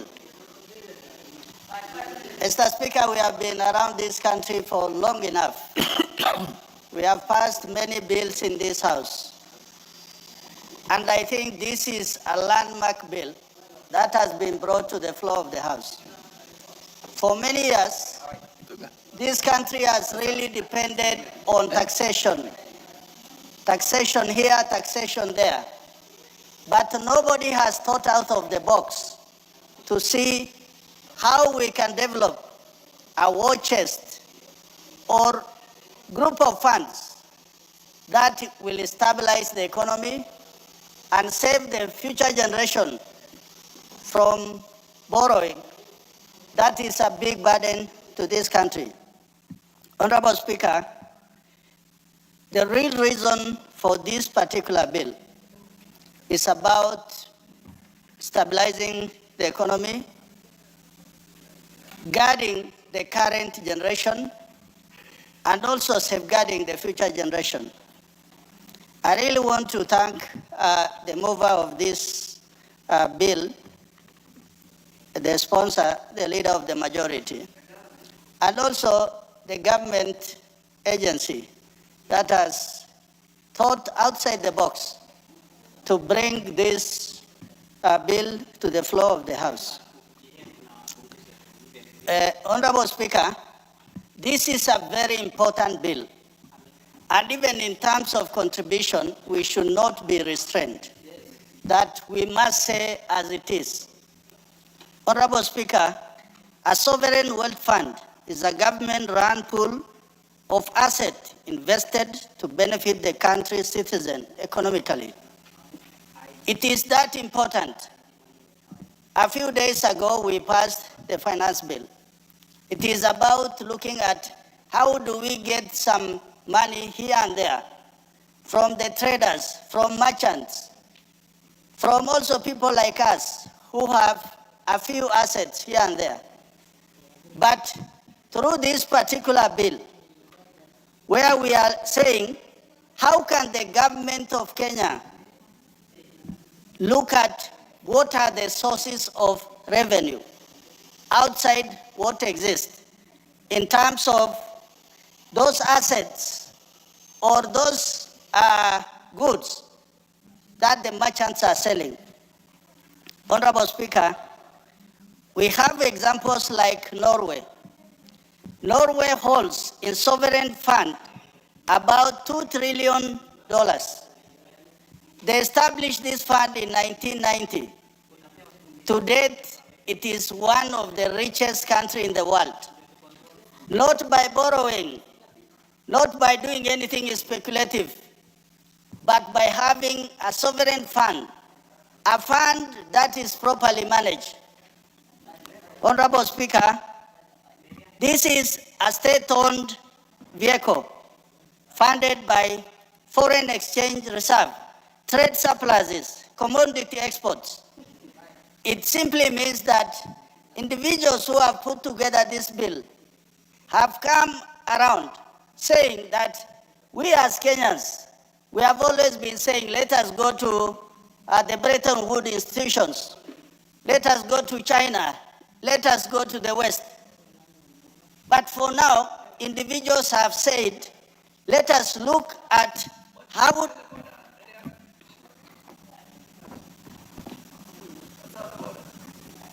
Thank you, Honorable Speaker. I'm standing under standing order number 95 to call the mover to reply. Honorable members, order. I now put the question that the mover be called upon to reply. Will as many of the parents say aye? Aye. Will as many of the contributors say aye? Aye. Then ayes have it. What's your point of order? I would like to say this, Speaker. One of the things that we must is to take care of the whole country. The people of the coast, the people of Nyanza have waited for the fisheries bill for the last 3 years. If we allow me, Mr. Speaker, allow me. If we do not pass this bill, it will lapse. It will lapse. And if it lapses, we have a long way. We must stand by the people of every region in this country. And these bills will come and go. But the people of coast require an opportunity. Honorable Speaker, whatever happens, we have to pass the fisheries bill. Order. And therefore,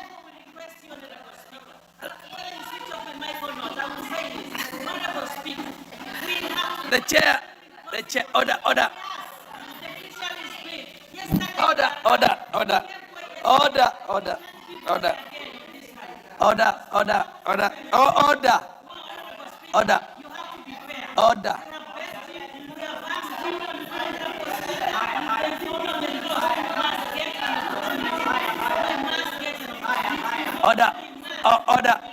Order. Take your seat. Take your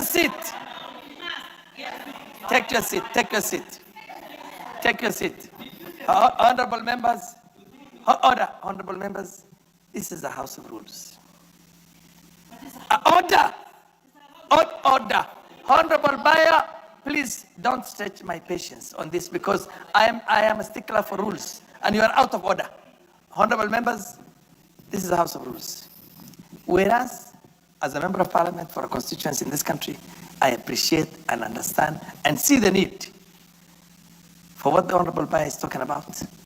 I also see a situation in which a member stands, and because we did not have a procedural motion to limit this to a certain number, and the minutes say 10 minutes, and a member will repeat themselves and repeat themselves and repeat themselves, in which case the speaker has very little option other than to wait until the 10 minutes is over. Although you can always put in an interjection on the relevance. Order.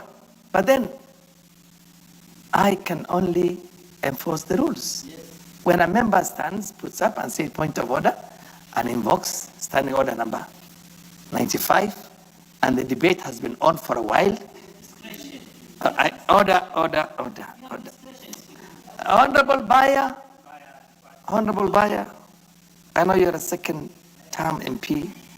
I know you're a leader in this house, and I want you to respect the rules of the house. Don't engage the chair from where you are. Don't. If, as a leader of majority here, you would have done your own lobbying within the members of parliament. Privately. But not tell the chair to use what discretion would I use? Would I force somebody to do only 2 minutes? No, I can't. No, there is time for this motion, this thing, but always bills can be brought. You can close a debate on any bill, depending on how much time is important and is taken. But I can't do that myself, from the chair. So, order now. It is you, members of parliament, to appreciate, respect, and understand the need for people from certain parts of the country to have the benefits of their bill being passed, and we have limited time on this. But then when you take the longest, it has a problem. But I have no ways of enforcing rules beyond that. Order. Honorable Rasso. Now we can't change the rules of what do you call the procedure in terms of timing and the rest of it now, not at this stage. Yeah. Thank you very much, Honorable Speaker. Honorable Speaker, in the interest of the fisheries bill, yes, I'll take the shortest time. And just 3 minutes is enough. You have already done 2 minutes, so take less than a minute if you want to be very sensitive to the fisheries bill. Otherwise, I cannot stop you if you want to take your whole time. Thank you very much, Honorable Speaker. Honorable Speaker, I think I have been interrupted enough, and I just want to say this bill is very important, and we should pass it as a house. Thank you. The Honorable Mayaka. Thank you, Honorable Speaker, for giving me the opportunity to also add my voice to this very important bill, the Sovereign Wealth Fund Bills number 7 of 2026. Honorable Speaker, as has been said by previous speakers yesterday and today, this is a milestone bill. And it's a bill that is not only taking care of current generation, but also the future generation. Honorable Speaker, this particular bill is being established to put in place a structure for national funds in terms of managing, investing, and saving funds from the extractive industries in Kenya, among them being the oil, gas, and minerals industry. And Honorable Speaker, the bill has actually been divided into 3 distinctive components, which are very important. One of them being the stabilization component that is governed and has been well elaborated from Article 9, Clause 9 to 11. The strategic infrastructure investment component from Article 12 to Article 14, and the future generations component from Article 15 to Article 17. Honorable Speaker, looking at the main objectives of this particular bill, which are very important, is that one of them is the economic buffering that comes with it. And this one speaks directly to the stabilization component. Because, Honorable Speaker, this is very important for us to be able to cushion national economy and also govern revenues in terms of the revenues that you're receiving from the extractive industry. Honorable Speaker, the second important objective is in line with the sustainable future. Because, Honorable Speaker, we want to ensure that the benefits that we get from this particular industry outlive the extraction process, and therefore, by extent, safeguarding the future generation. The other key objective, Honorable Speaker, is in terms of the infrastructure financing, which looks at the strategic infrastructure, Honorable Speaker, and the component speaks to the channel of capital and natural development within the country. Honorable Speaker, if you look at the parts of the bill that speaks about public finance management principles and relating that to Cap 412A, it actually outlines the fiscal responsibilities that we want to ensure that this particular sovereign wealth fund is governed under. Honorable Speaker, the other very important part of this bill is the investments of the fund, because it does give an elaborative demonstration of the prohibited instruments, being among them the speculative derivatives and unlisted real estate, but also gives a very structured enforceability in terms of the qualified instruments that are supposed to be used. If you seriously want to give Honorable an Speaker, opportunity, as I conclude, Honorable Speaker, I just want to give 3 examples, because we've had feedback that this particular bill is isolated, but it's not isolated, because we have similar examples from Norway, from Ghana, and Nigeria. And the Nigeria one especially is very key to ours, because it also takes the tripartite angle that ours takes. Honorable Speaker, in the words of Nelson Mandela, as I conclude, it is very important for us to ensure that we are safeguarding the future of our children and ensuring that all the benefits that we are getting right now from any natural resources are actually put in place, and that we have systems in place to ensure that we are governing that. With those few remarks, Honorable Speaker, I beg to support. I thank you. Undo, and you'd say. Yes, I did. You can proceed. Yeah. Thank you, Honorable Speaker. Allow me also to comment on this bill. The intentions looks good, but the design as it is presents several challenges and several issues that we must align ourselves or bring ourselves to know. Honorable Speaker, the idea, first of all, the idea of creating a separate fund to receive money from royalties and the related activities, businesses, goes to say that we have probably a very weak accounting system that cannot isolate different sources of revenue, even if it's put in a single account. The government has been pushing all government entities to deposit all their revenue in one single account. To come again create another fund is either an admission there are structural weaknesses or there are other intentions in respect of this fund. Second, Honorable Speaker, the issue that is a major worry, and we must be careful as a country, as parliament, that one of the purposes of the fund is to provide the national government with a buffer from fluctuations in resource revenues or extraordinary shocks. Extraordinary shocks, Honorable Speaker, is defined in Clause 1. It's clearly defined in Clause 1. Essentially, Honorable Speaker, it is telling us the government, the executive in power at any given time, can choose to mismanage the economy, can choose to be reckless, knowing that there's a fallback position for this particular element. That is a point of worry, Honorable Speaker. Honorable Speaker, again, the way again it is structured, it means, Honorable Speaker, the role of the National Assembly is generally at the tail end. At the Committee of the Whole House, Honorable Speaker, we must move amendments for the National Assembly to take appropriate measures and treat this fund like any other fund so that we can appropriate through the budget making process and not to be told at the end of the day. There are quite a lot of issues to be discussed, Honorable Speaker, but I keep my word. Let us move on. We will deal with the Committee of the Whole House. Thank you, Honorable Speaker. I think there are only 2 more members left. The Honorable MP for Buche, MP for Wajir North. MP for Wajir North. Thank you, Mr. Speaker. Mr. Speaker, in supporting this bill, I want to say the title itself speaks to the sovereign. That is very enticing, alluring, very tempting, a nice title in itself. It talks of investments for future generations. And where should it be sourced from? It says from budgetary surplus. If it is to be sourced from budgetary surplus, we must be serious with our budget. We must deal with deficits. If we are always working on a budget deficit, then surplus, depending on surplus, will always raise questions. It will be sourced from foreign exchange reserves, our own resources, those are natural resources, our endowments, Wajir North, Wajir County, Garissa, the Asals are endowed with natural resources. Unfortunately in Kenya, we even don't have an updated inventory of our natural resources, our mineral resources. If we could exploit our mineral resources, we would not have had any foreign debt. We would have had budget surpluses as envisaged in this bill.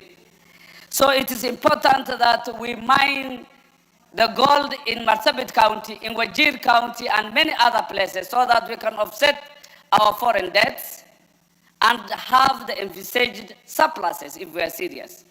This is not a country to go for loans if we only exploit our natural resources, Mr. Speaker. And then it is sourced from privatization. I can understand you are pushing me, time is of essence. Mr. Speaker, the objective of this bill are welcome, to stabilize the economy in our times when there is a recession, so that it can cushion, give us the shocks from volatility in terms of commodity prices. At least it is welcome. But of concern to me, I admire this bill for one thing, Mr. Speaker. Different from the infrastructure fund, which had put it off budget. This one is within the Finance Management Act. It is, our standing orders did not envisage a situation where government revenues can be done off budget, the case of the infrastructure fund. But for this one, it is within the armpits of the House, audited, except for that procrastinating aspect of it. I like its way of being handled within the government. I support. I can see you are pushing me. I support the bill. Thanks. Honorable MP Famanyata, take.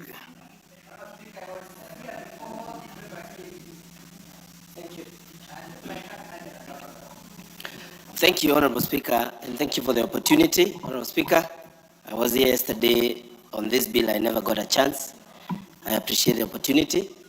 Honorable Speaker, I rise, Honorable Speaker, to say I'm very skeptic about this bill, Honorable Speaker. Honorable Speaker, it sounds good. It sounds very progressive. But, Honorable Speaker, we have to be very careful because it's not, Honorable Speaker, much that comes in than, Honorable Speaker, what happens when the wheel starts rolling, Honorable Speaker. Honorable Speaker, I have been reading on some scandals around the Solvent Wealth Fund, Honorable Speaker, around the world. And Honorable, no, Malaysia... Are you on a point of order or you want to contribute?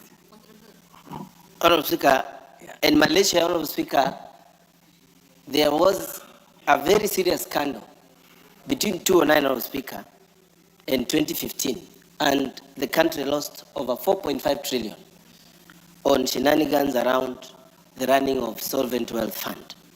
Honorable Speaker, one of the most questionable things, Honorable Speaker, is the fact that these resources that we are endowed with, the minerals, the companies that have been giving profit to this nation, when they are sold, Honorable Speaker, they will not go through the consolidated fund account of this nation. Honorable Speaker, under Article 206.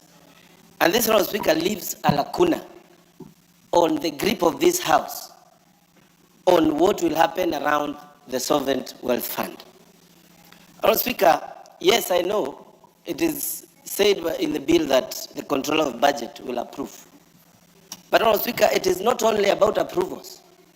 It's about, Honorable Speaker, the deposits and the whole line of transactions between the selling of our assets, the selling of our minerals, Honorable Speaker, to the deposit and withdrawals of those funds. Honorable Speaker, I want to appeal to this House to be very keen when we are giving an alternative budget to the executive, other than the budget that we have passed in this House, Honorable Speaker. We have passed a budget of close to 8 trillion, Honorable Speaker. We might be giving another budget that we are not in control of, that will only be doing audit about after years, Honorable Speaker, and we know where our audits are. We are now auditing parastatals in their 2015 books, Honorable Speaker. This House is way behind. And we need to learn also, Honorable Speaker, on the funds that have been established in this House. The sports fund, the housing levy fund, Honorable Speaker, that we have almost lost the grip on.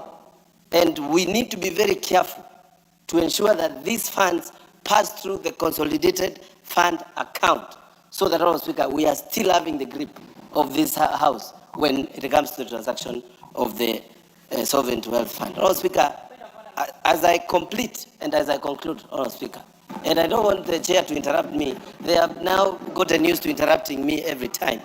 Honorable Speaker, as I finish, I want to caution this House, while you're passing, do the relevant amendment, and if those amendments are not done, let completely refuse to pass this sovereign wealth fund. Thank you, Honorable Speaker.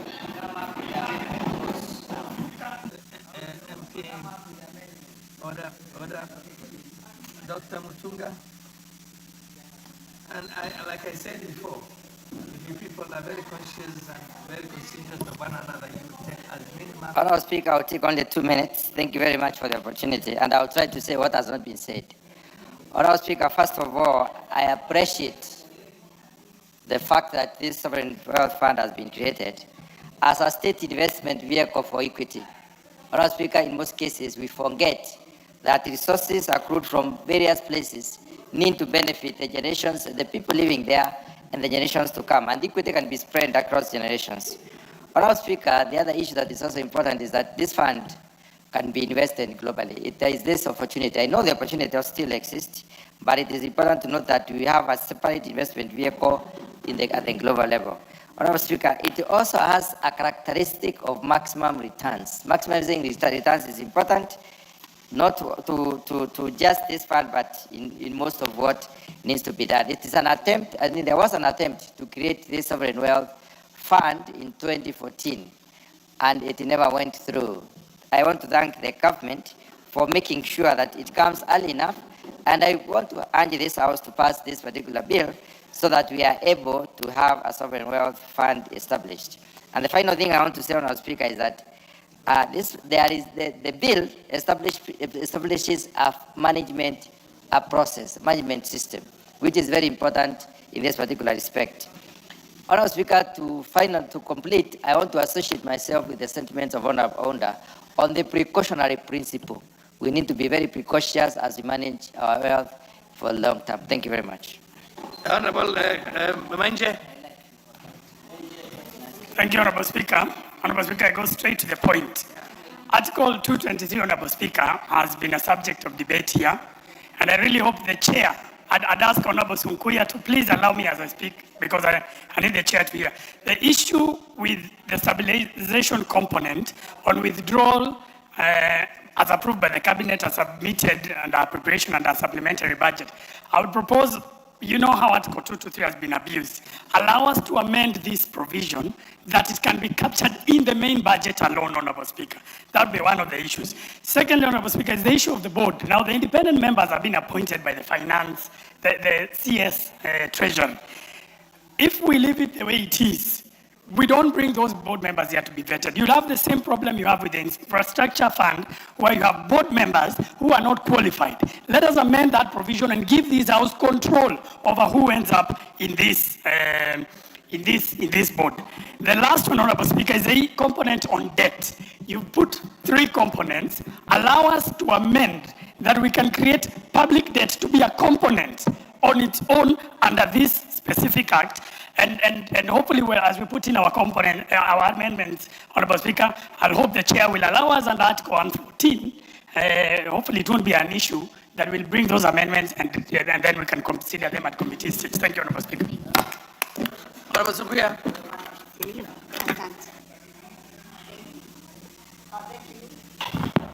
Thank you, Honorable Speaker. I stand to support this bill, that this bill will stabilize the country, solve many problems, as the Honorable Mukonji looked at me to support this bill. Mr. Speaker, the investment to stabilize the economy of this country, solve foreign debt, will be prudent to this country. This bill has taken long. It should have come just immediately when the President William Ruto took office. So we welcome that, and as we continue to support that the mineral revenues, the petroleum revenues, and other resources that will be so helpful to this country, I stand to support. Thank you. Mr. Speaker, as I add that even today I am not so as a happy man because one of my constituents was not successfully today approved in this house, but I am sure as time goes, this house will reconsider doing that. Thank you.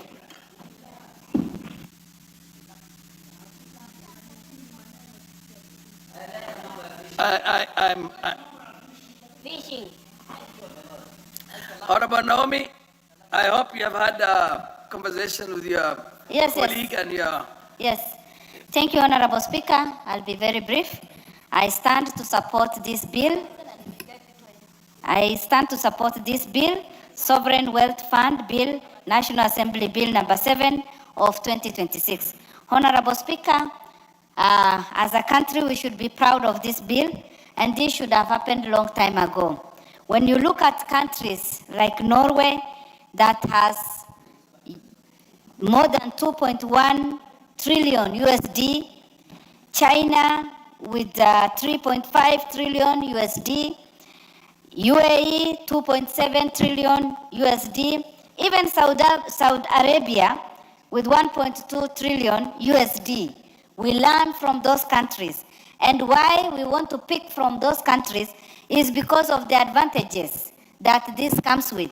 Honorable Speaker, this is a state-owned investment funded by foreign exchange resources, budget surpluses, or natural resources revenue. We know very well that this country is blessed with minerals.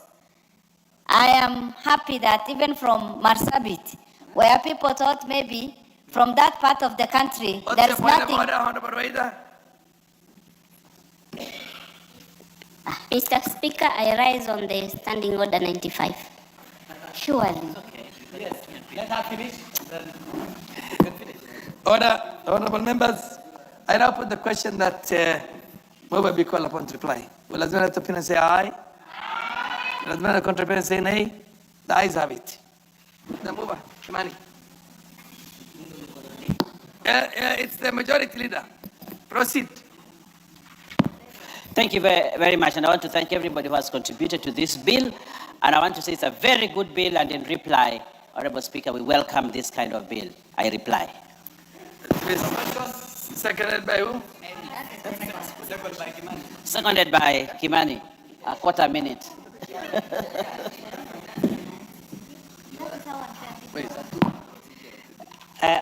Honorable Speaker, I want to assure the honorable members that have raised several concerns about the issues of governance, about the issue of the responsibilities of the fund, has been taken care of in our committee, and when it be a committee of the whole House, we will be bringing amendments, and I beg to second.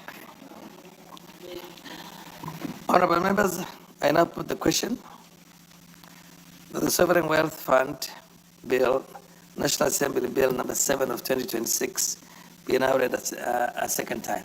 Will as many opinions say aye? Will as many contributors say nay? The ayes have it. Next order. No, I proceed with the, proceed with the, before you go to the next order, yes. A bill for an act of parliament to establish the Sovereign Wealth Fund to provide institutional arrangements for the effective administration and efficient management of mineral revenues, petroleum revenues, and monies from other sources allocated to the fund and for connected purposes. Order number 10, Committee of the Whole House. Honorable members,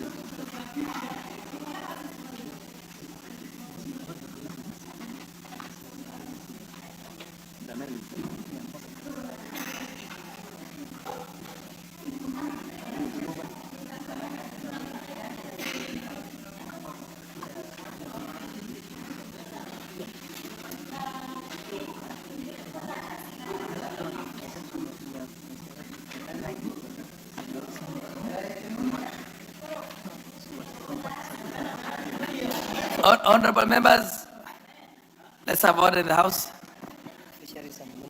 Honorable members, we are now dealing with the committee stage of the Fisheries Management and Development Bill, National Assembly Bill number 29 of 2026. And we have so far considered up to clause number 39. Now we are at clause 40, am I right? Yes. Clause 40. Okay. Clause 40.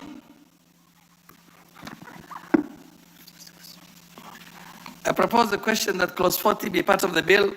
Mover, move them. You have an amendment on clause 40, so you move the amendment. Can you assist me, please? Clerks at the table. Thank you, Mr. Speaker. Mr. Speaker, in clause 40,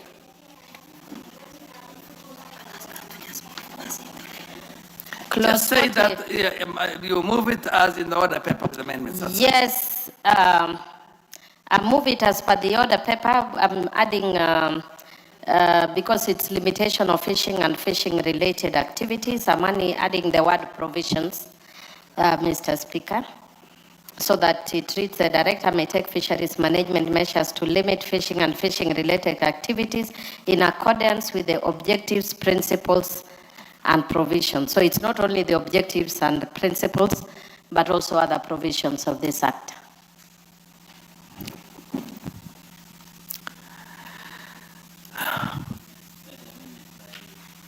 Is there the additional amendments? Am I right?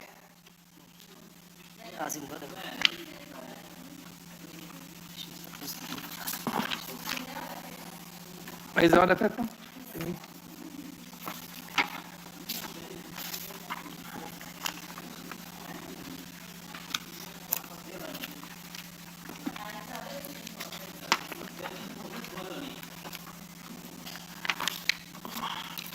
I propose the question that clause 40 be amended as proposed. I put the question that clause 40 be amended as proposed. Will as many as opinion say aye? Will as many as contrary opinion say nay? The ayes have it. I now put the question that clause 40 as amended be part of the bill. Will as many as opinion say aye? Will as many as contrary opinion say nay? The ayes have it. Clause 41.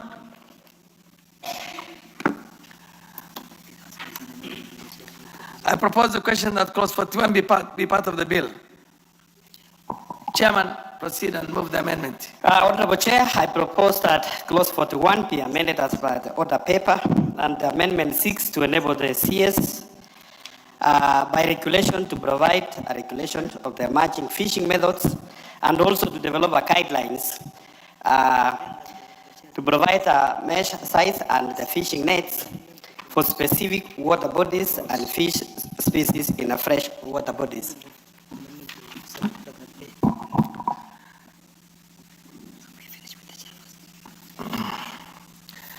Honourable members, I propose the question that clause 41 be amended as proposed by the chair. Yes, Honourable Oyambaya. Chair, I would like the chair to assure us that the clause 41, as he is amending, has a transitional clause. Just that assurance that the gears, the side nets, the monofilament, and all those other nets will stay in force until the transition period is provided, so that he's on record on the same. Otherwise, we are bound to oppose this. Yes, Honourable Rueda. Yeah, there is. Yes, Honourable Rueda.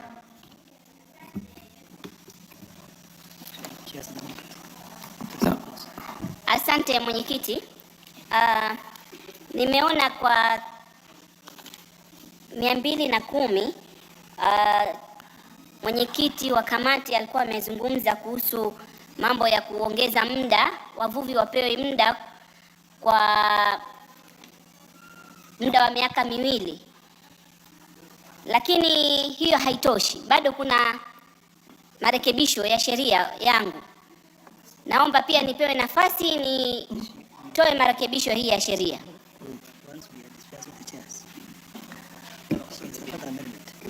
Yes.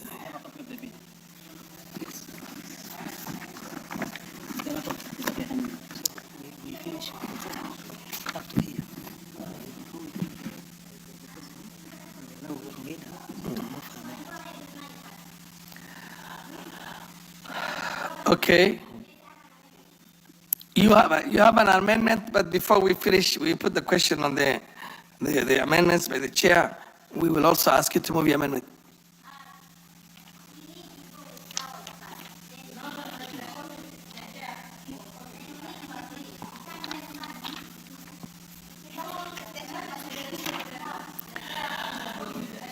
Why don't you debate the issue of the transition now? You might be able to convince the chair to change from 2 years to maybe 10 years if you want, or 5 years. Thank you. Asante mwenyekiti. Hizi nyavu zinatumika juya na nyavu za uzi mmoja. Kwa lugha ya Kimombo, beach seine and monofilament. Hizi wavuvi wetu bado wanatumia. Ukifunga hii umefunga maisha ya watu wetu. Kwa ufupi, bila mazungumzo mengi nitazungumza kwa amendment yangu, ni kwa marekebisho ya sheria. Ni kama kutuambia atushike watu mmoja mmoja kule Lamu Mashariki atuchinje. Tuko tayari kwa kuchinjwa kuliko kufunga hii. Hiyo ndio kwa lugha nyepesi. Sisi watu wa Lamu Mashariki na watu wa Pwani, especially Lamu Mashariki, bwana mwenyekiti, kwetu hakuna kiwanda hata kimoja chochote. Uvuvi ndio sisi tunakula nayo, uvuvi ndio tunapelekea watoto shule, Uvuvi haya ni kucheza na maisha ya watu wetu. Ndio maana nikasema kama ilikuwa inawezekana sisi mwanzo tuweke hii yetu tuone kama imepita. Maanake Chair tumezungumza nje akakubali akasema sisi hii yetu atatoa suluhisho, lakini sijamwona kutoa suluhisho hapa, na suluhisho lazima liwe kwenye sheria. Kwa hivyo mimi nasema Chair, kama ni kufunga hii, afadhali utuchinje mmoja mmoja kwetu kuliko kupitisha hii sheria. Tuchinje mmoja mmoja, mimi nakwambia, manake ni kutuweka tuwe hai na hatuna maisha. Sasa ina faida gani tuwe hai na hatuna maisha? Wenzangu, na waomba wabunge wenzangu, tafadhali mtuhurumie. Asante.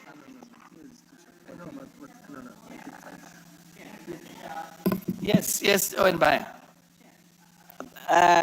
Very important that we become very sensitive to the issues that Honorable Roida has raised. Yes. If you look at that clause 41, and I would like for the record of members here to hear this. Clause 41 says this: no person shall use, permit to be used, or attempt to use, or carry on board a vessel,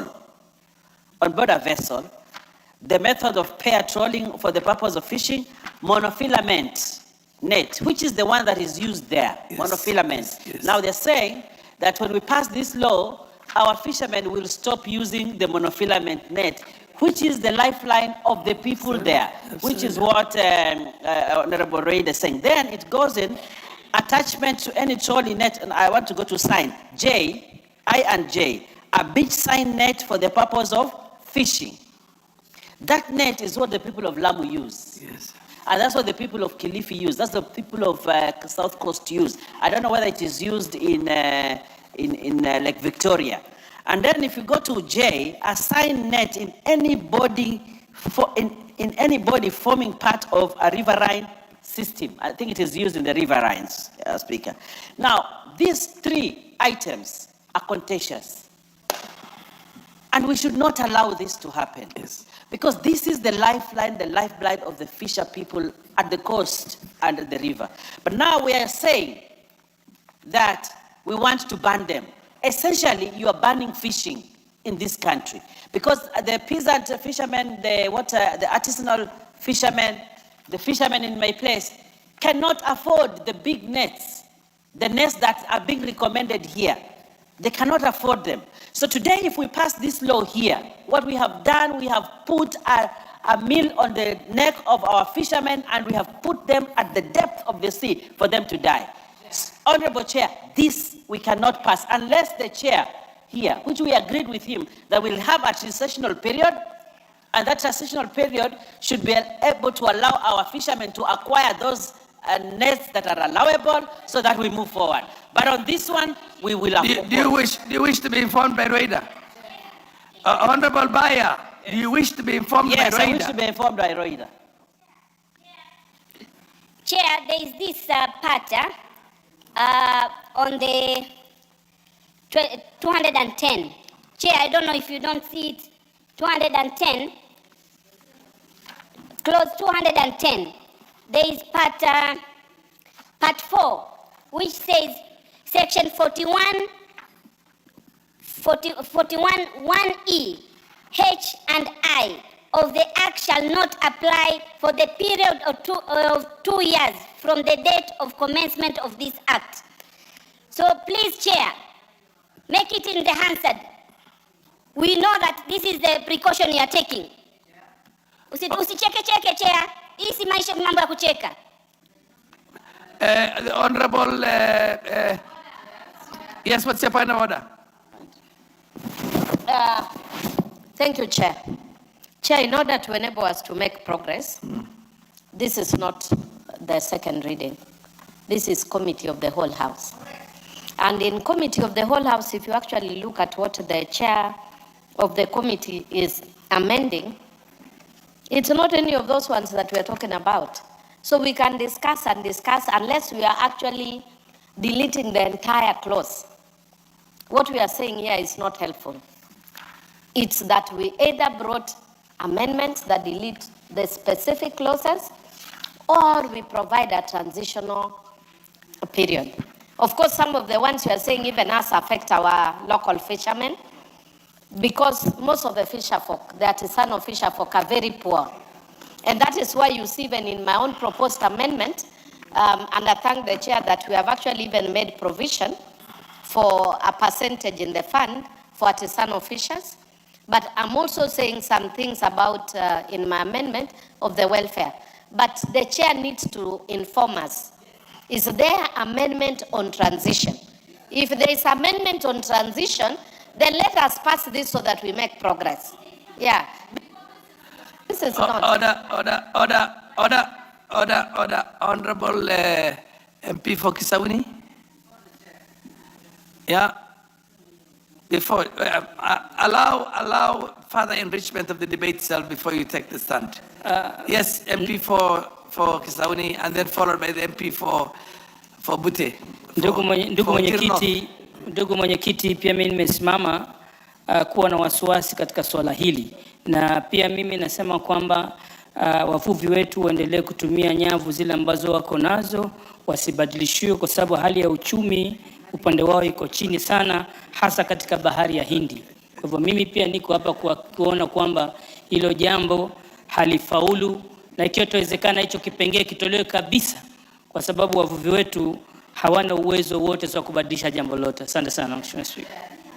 Honorable Sanei.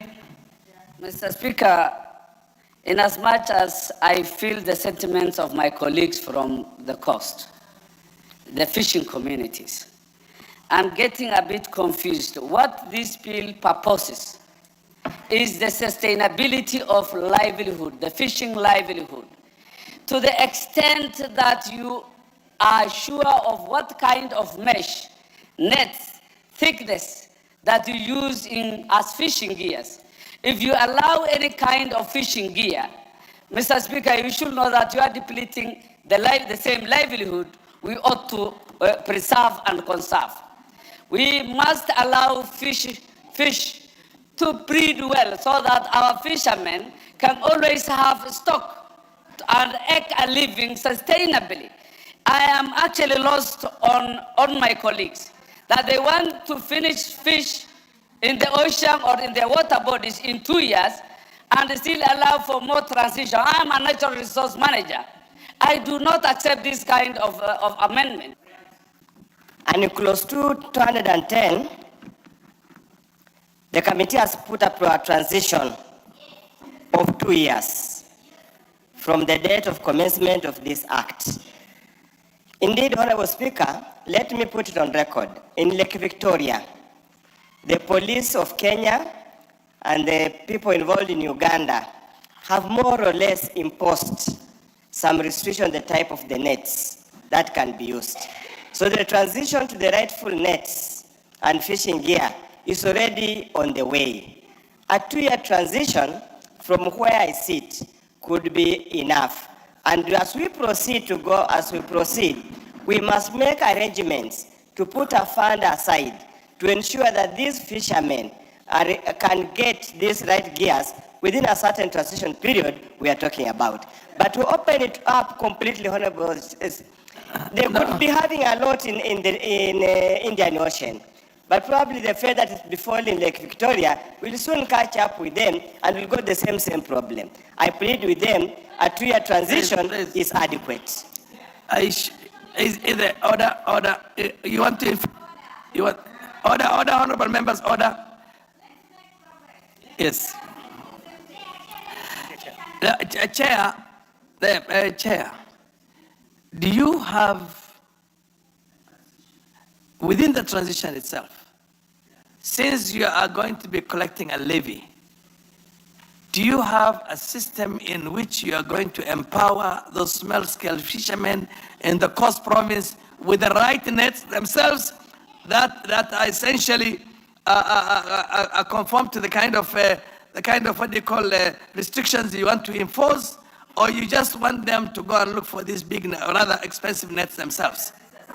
In this transition, is there a fund put aside to empower these fishermen to transit into the bigger ones? Bas, thank you. Thank you, Honorable Chairman, and Honorable Chair, as the Chair of Committee and the entire Committee of Blue Economy, Honorable Speaker, we went around this country, all the fishing counties, from Nyanza to Western. I went myself, I was in Lamu, Kwale, and everywhere. We were also with Honorable Owen Baya in his constituency, and also Honorable Rueda's constituency in Lamu. I was there myself, Honorable Speaker. And this issue of the fishing gears, especially the fishing nets, is very emotive and close to the hearts of the fishing communities, Honorable Speaker. Honorable Speaker, the substantive bill, this one, and clause 41, actually bans those fishing, the current fishing nets. Those are monofilament nets and those other nets. Because also, Honorable Speaker, as a House, we also passed the WTO treaties on fisheries in this House, which actually bans those kind of nets. We also passed some other international treaties on fishing, Honorable Speaker. And as a country, and even in our Constitution, any treaties we pass as a House forms part of our Constitution.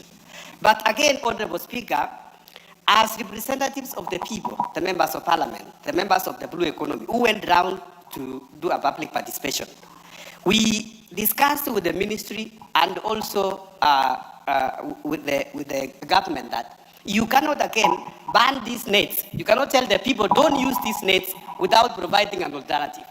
They need to give them an alternative because there are people who defend the fishing 100%. They don't have any other alternative. So, Honorable Speaker, what does my committee did? The committee, Honorable Speaker, under the transition clauses on 210, which is there, Honorable Speaker, all those areas, those nets, we have given a transition that the fishermen, they are going to use their current nets or those seal nets and the monofilament nets for a period of 2 years. And Honorable Speaker, on that 2 years, I want to draw the attention of the House to also a new clause 41A, which we have introduced.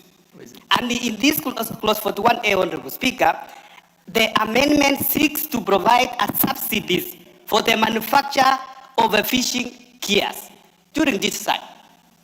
We are providing we are telling the government you need to provide a subsidy to these manufacturers so that in 2 years' time, we have the manufacturers. Manufacturer is an investor, is a rich person. Yes. Order. Yes, manufacturer, order for the benefit of the chair. Manufacturer is an investor, is a rich person. What are you doing to empower? Order. The chair is talking and everybody is talking from. What are you doing to empower those local fishermen who are subsistence fishermen? So, Honorable Speaker, if you check what Honorable Rueda told you. Yes. That if you, and that's what if you remove it. Honorable Speaker. Yes. Also in this amendment, we have a fisheries fund. I think it is here. We passed under 27. You have to be. 27 under clause 27, Honorable Speaker. Under that fishing fund, we have also said the funds will go to help the small additional fishermen so that they are able to get those affordable even fishing gears. And Honorable Speaker, as a government also, under this 41A, we are saying the manufacturers, Honorable Speaker, the government is going to give this subsidy in terms of like taxation, it to be removed so that we make it affordable. The right gears, it becomes affordable to the fishermen. So, Honorable Chair, that is enough if we have to have a sustainable fishing in the country. What's your point about Rueda?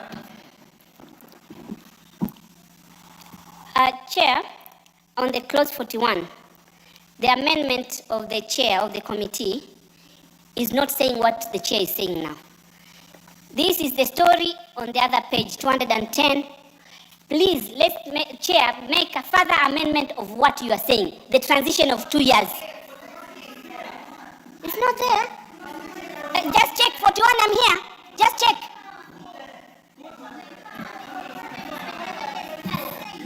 Okay. Chair, listen to me, Chair. We can, order. You can say that residents in your constituency, which is your constituency, order, honorable members. Chair, what's the name of your constituency? Marakwet East. Marakwet East people use wood fuel for cooking, am I right? You can say that we are going to ban wood fuel for cooking, but we'll have an investor to come and establish a gas, what do you call industry there, factory. So they can buy from the gas. They're using the wood fuel because they cannot afford the gas.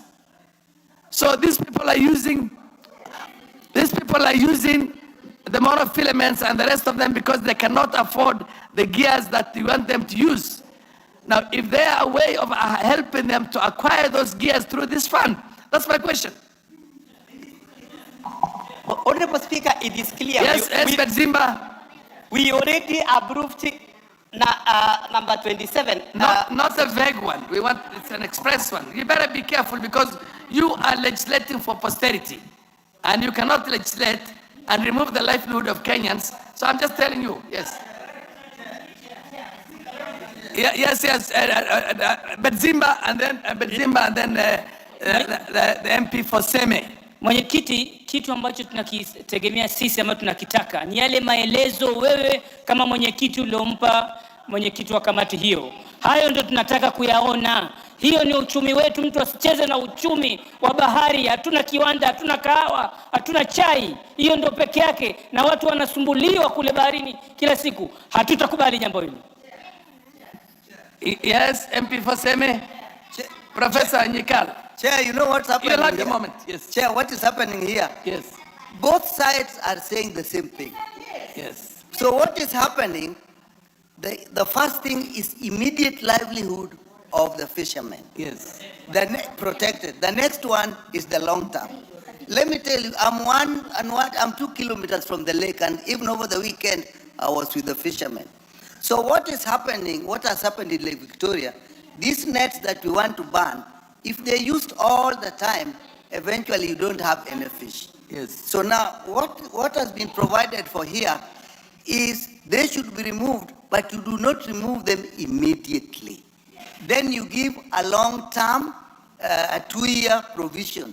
And then I agree with you. What they are saying is then you make the nets later on, you make them cheaper to begin with. Then after 2 years, people can transition. Because in my place, it is terrible. There's just no fish now. So I've talked to the fishermen. They say, if we are given transition, if the nets are made cheaper, then we are okay. We can now do this. So I think let us accept it, Nyando. and then accept the transition, yes, and also the investment to make the nets cheaper. Order, MP for Nyando. Honorable Chair, thank you very much. Honorable Owembaya, you are the deputy majority leader in the House. Oh, no, just listen to me. You are the deputy majority leader with a lot of interest in this thing because your community lives on that. What you need to do is also to study the bill very hard, and this should not come just as a surprise in the process of a debate. This is the future of your people. So you can find out, you can sit with the chair and decide where to amend. If need be, you withdraw the bill and do a serious work on it. Okay, proceed. Proceed. I know. Proceed. I thank you. I thank you very much, Chair. Chair, I appreciate the fact that there has been a provision for transition, which is 2 years. That is welcomed, Honorable Speaker. I also acknowledge the fact that there will be some subsidy expended on the purchasing price of the fishing gear. But Chair, I would seek the sponsor of the bill, who is the chair of the Blue Economy Committee, to move it a step further by providing percentage of that subsidy on the purchasing price, Honorable Speaker. Yes, because yes. when they leave it open-ended, like there will be subsidy, what if it is just 1 shilling? Yeah.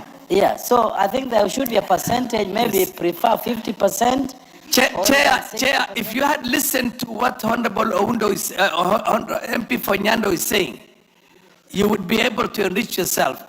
MP Fonyando is telling you, you need to get to specifics in terms of assisting these subsistence farmers. They are subsistence farmers, they catch the fish, they sell it, and they live on it the same day. Am I right? Yes, what's your point of order?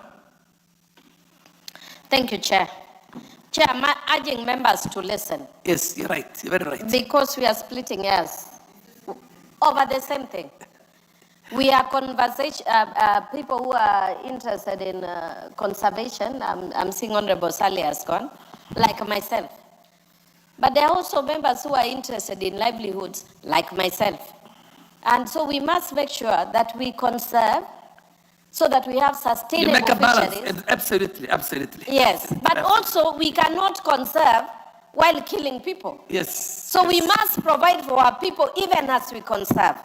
So a middle ground must be found. That's the bottom line. And that middle ground, yes, part of it was already done when we brought amendment to 27, where the fish levy fund was set up. And he gave 10%. The only thing is that we probably may need to recommit because we did not then reduce. I've calculated when you give it 100%, it becomes 110. Or you reduce others.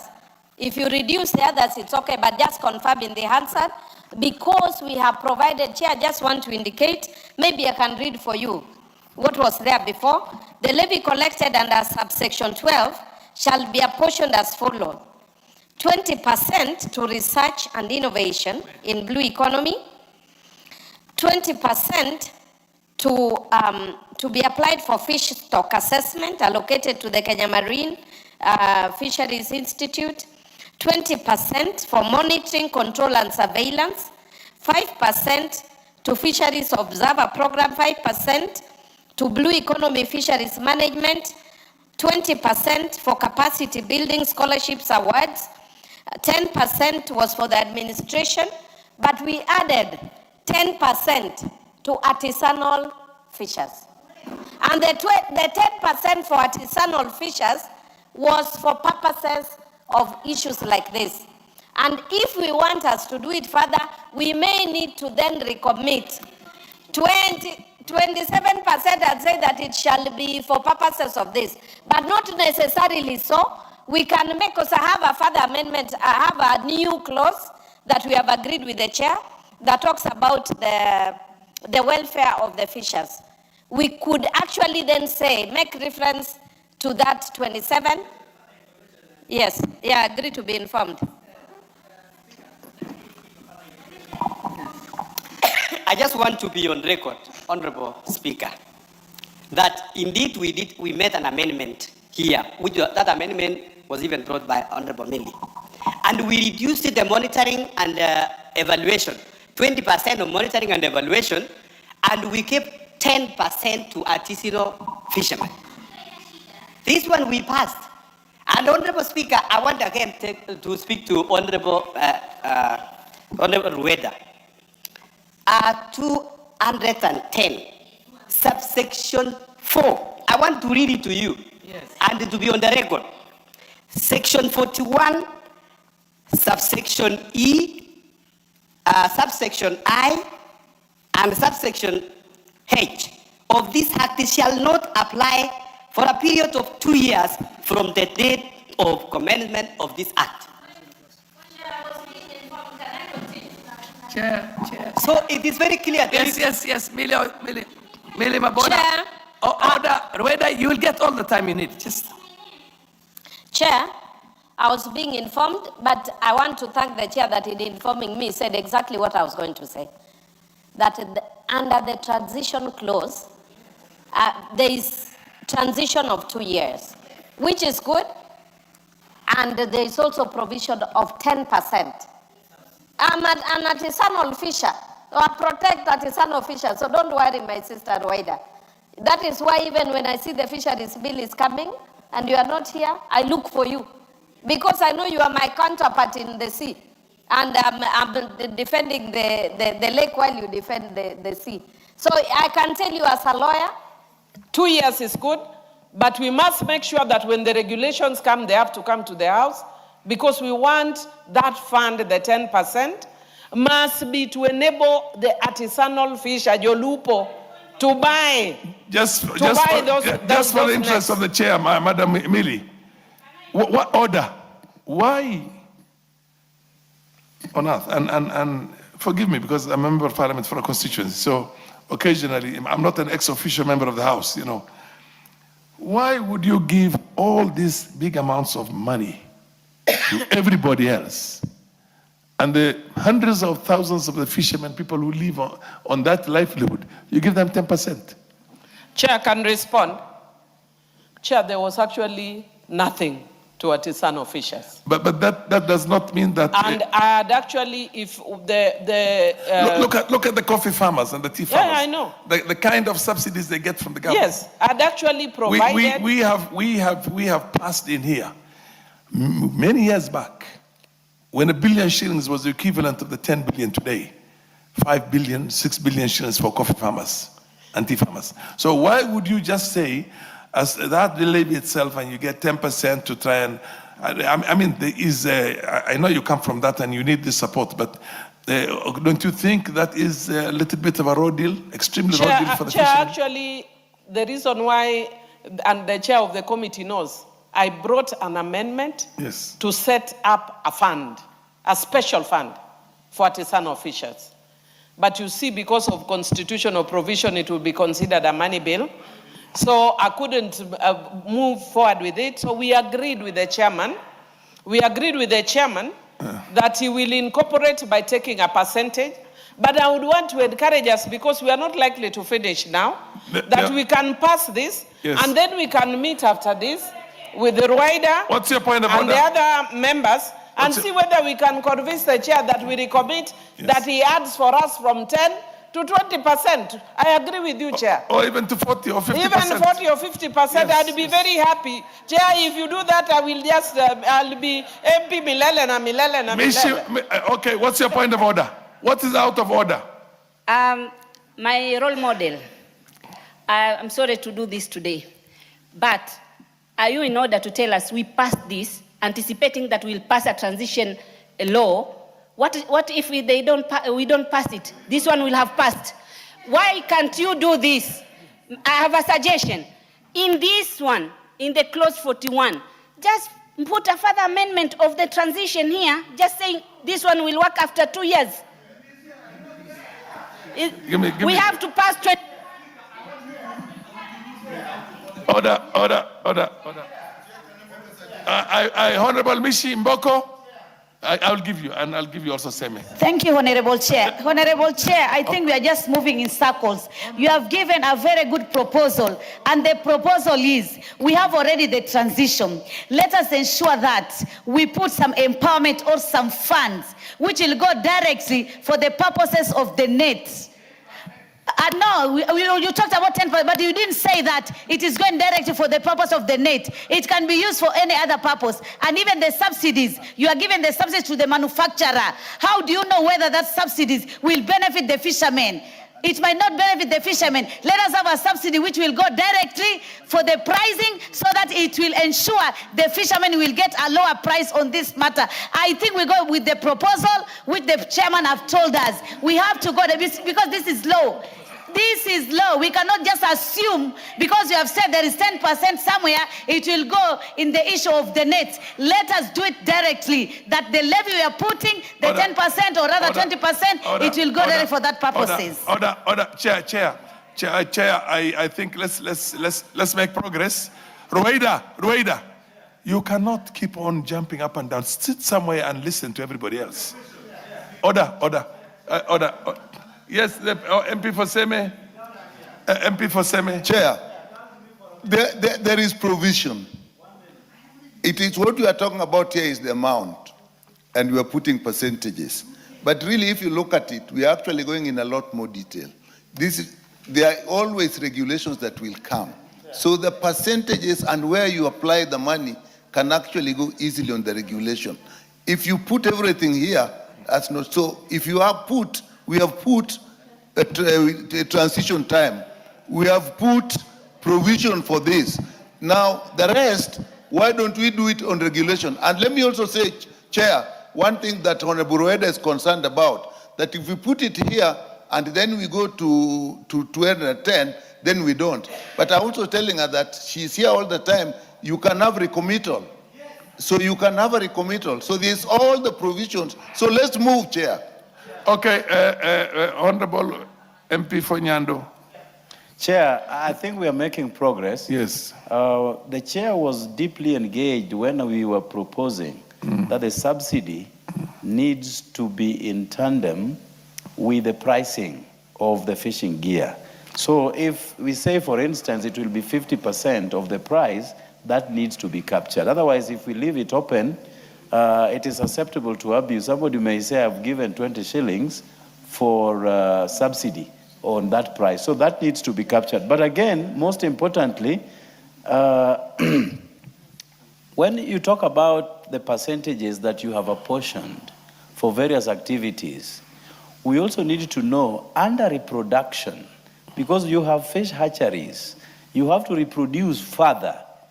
So how much percentage has been given for reproduction? Because we may at the end of the day fish everything, but we have nothing at the end of the day. Ondo.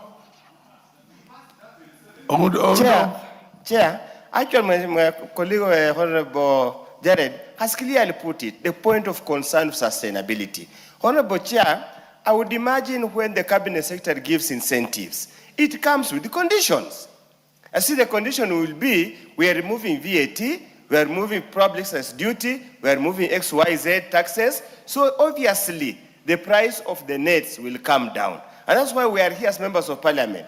If the price of the nets does not come down, then we call into question the veracity or the usefulness of the incentives. Honorable Speaker, I think we need to make progress. The transition clause is already provided for, our fund has already been provided for. The challenge is normally affordability. And if we can manage to reduce the cost, then our farmer, our fisher folks will manage in any whichever way to get the right gears over time. And we also need to organize our fisher folks in terms of cooperatives, in terms of any other arrangement, where they can get some funds through the government or any other arrangement through the counties, so that they can also lower the cost of acquiring the correct fishing gear. Rafael but we Wanjala. can't leave it open. Rafael Wanjala. Thank you, Honorable Speaker. First of all, I want to apologize. I came a bit late. I don't know whether they have passed that stage. As I agree with them, what they are talking about, the cost of the fishing nets and so on. But I just want to remind them that as we decide on the size of the nets to be used in the lake, we also have people who do fishing using hooks. Hooks are also of different sizes. But for a hook to be used, you have to put a bait on it.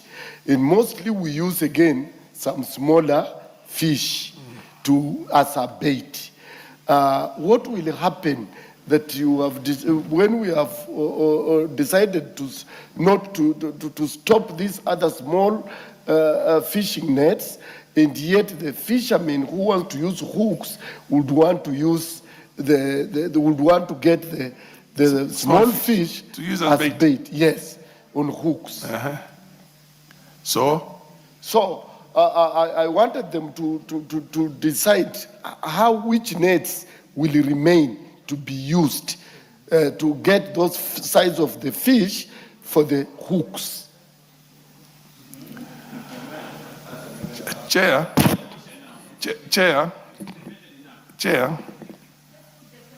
billions and billions and billions of dollars worth of fish is taken from our own exclusive economic zones. And I'm talking about as East African countries. There are vessels out there in the sea that are massive. I want you to listen. There are vessels out there, there are trawlers, there are even factories in there, people who catch our fish and do the processing there and bring it to you in the canned form. For you to have this bill, which is coming at an opportune moment, not only should you be worried about how the small subsistence fishermen are going to live or cope with these things, because you have, what did you call that body, that the international body that wants you to pass this law? WTO. WTO wants you to pass, and for your information, WTO doesn't care about third world countries. They're there to be exploited. Order. Why don't you have a very progressive one in which you think of having cooperative societies, the same manner in which the coffee sector and the tea sector have been developed in here? I know the livestock sector from my side nobody has cared about us, but at least now that we have the fishing sector in Parliament here for the debate, why don't you think of a very progressive bill that essentially is going to take care of a lot of things, helping the fishermen to go into cooperatives, to do the right gears, to be able to buy even vessels that they can use themselves through the kind of fund you're talking about. You get my point? Because right now we have a housing levy fund, which is 1 point what? And we're building what? Hundreds of thousands of units. We're going to millions of units. If you're going to have a fishing, which is 1.2, that is going to translate into billions and billions of Kenyan shillings. So why don't you have a progressive manner in which you empower Kenyans so they become big operators over a period of time? In line with what you're saying now, I'm just telling you, some of these things, think about recommittal, think about very loud about it, not only how to support and assist and empower these subsistence fishermen, but how to develop them into powerful. Anyway, what do you have to say? Honorable Speaker, I think even so far where we are, the bill, if we pass this bill, we already have a progressive bill, which was not never there before. I agree with you. Then some of the issues, Honorable Speaker, as the Honorable Nyikala has just said, we are going to address through regulations, and also this act is not cast in stone. Even after that 2 years, even in between the 2 years, we can still bring some amendments to some clauses here and there. Why don't you now? But now, because you know the fund, Honorable Speaker, is at clause 27, which we already approved. Yes, we already passed. So we will have a further discussion if there is need to recommit. That's the point. So then, give an undertaking. So that we make a progress, Honorable Speaker. So we proceed with the remaining clauses.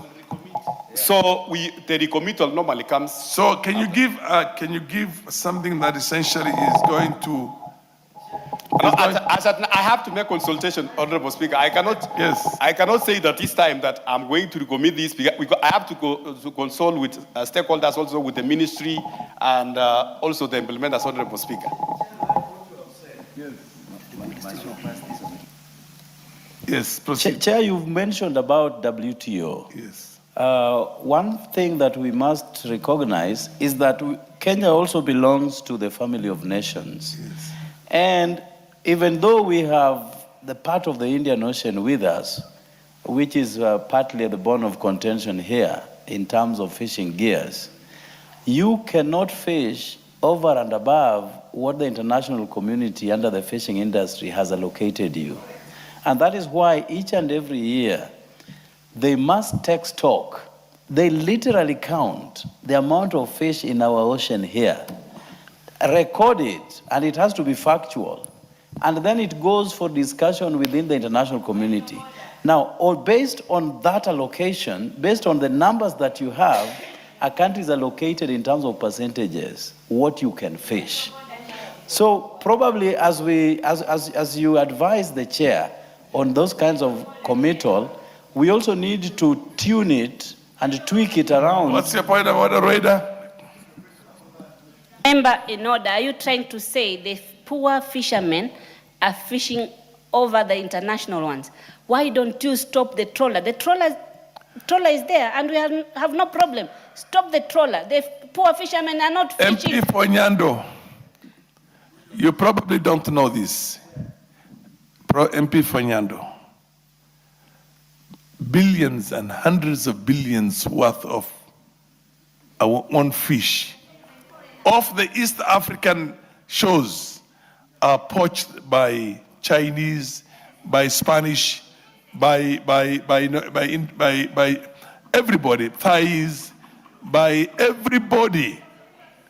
So in a sense, yeah, proceed now. I wanted you to give an undertaking for a recommittal. Speaker. In the recommittal, yes. Speaker, I cannot give an undertaking of recommittal because this law we have to consult with all members, but I am ready for recommittal, Honorable Speaker, upon consultation with all the stakeholders, including the ministry and also Council of Governors, Honorable Speaker. So, but I want to assure the House that we are going to pass a progressive laws, a laws which is not going to oppress fishermen, but going to help them in their livelihood.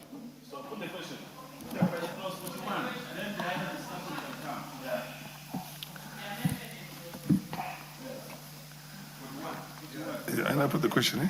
Yes. I now put the question that clause 41 be amended as proposed. Will as many of the opinion say aye? Aye. Will as many of contrary opinion say nay? The ayes have it. I now put the question that clause 41 as amended be part of the bill. Will as many of the opinion say aye? Aye. The many of the contrary opinion say nay? The ayes have it. The effect of that is that the proposed amendment by Council Tandasa goes and when the falls. There is a transitional. The effect of that is that both amendments of Kasam Tandaza and Raider fall, but then you have to consult, sit down, and agree on the percentages. Personally, if you ask me, anything less than 40% for the farmers, in my opinion, is a joke. If you want to have a vibrant fishing industry, particularly in the Indian Ocean, where the resources are enormous in their multitudes, and Kenya needs to cash in on that. No, we can only go for the recommittal. The point is that there has to be an understanding between you and you go for the recommittal. So recommittal is what he has undertaken. Chair Ruto. Chair, before you move that, clearly there is need for a serious consultation for there to be recommittal because this bill cannot be concluded today. It can't. Yes. It is. Recommittal can either be done by the chair or recommittals can also be proposed by individual members. Yes. And therefore, because the chair seems to be, I want to use afraid, I know he's a very bold person, but he looks like afraid to commit. We will move recommittal. You move the recommittal. Yes. And you will seek the right percentages. Members. Is it? Yes. We will remove. Honorable members, recommittal procedure. Order, honorable members. Let me tell you, according to the standing orders. 27. No, not only that. 27, 41, 42, all of them, they can seek recommittals. And they propose.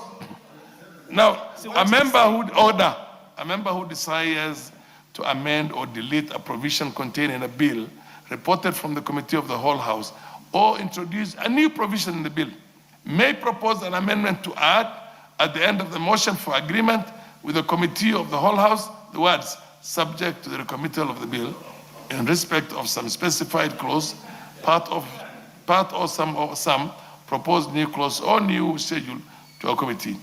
If the amendment, so that recommittal is possible. It can be done by a member of an ordinary member, or the chair can do it. And then it says if the amendment.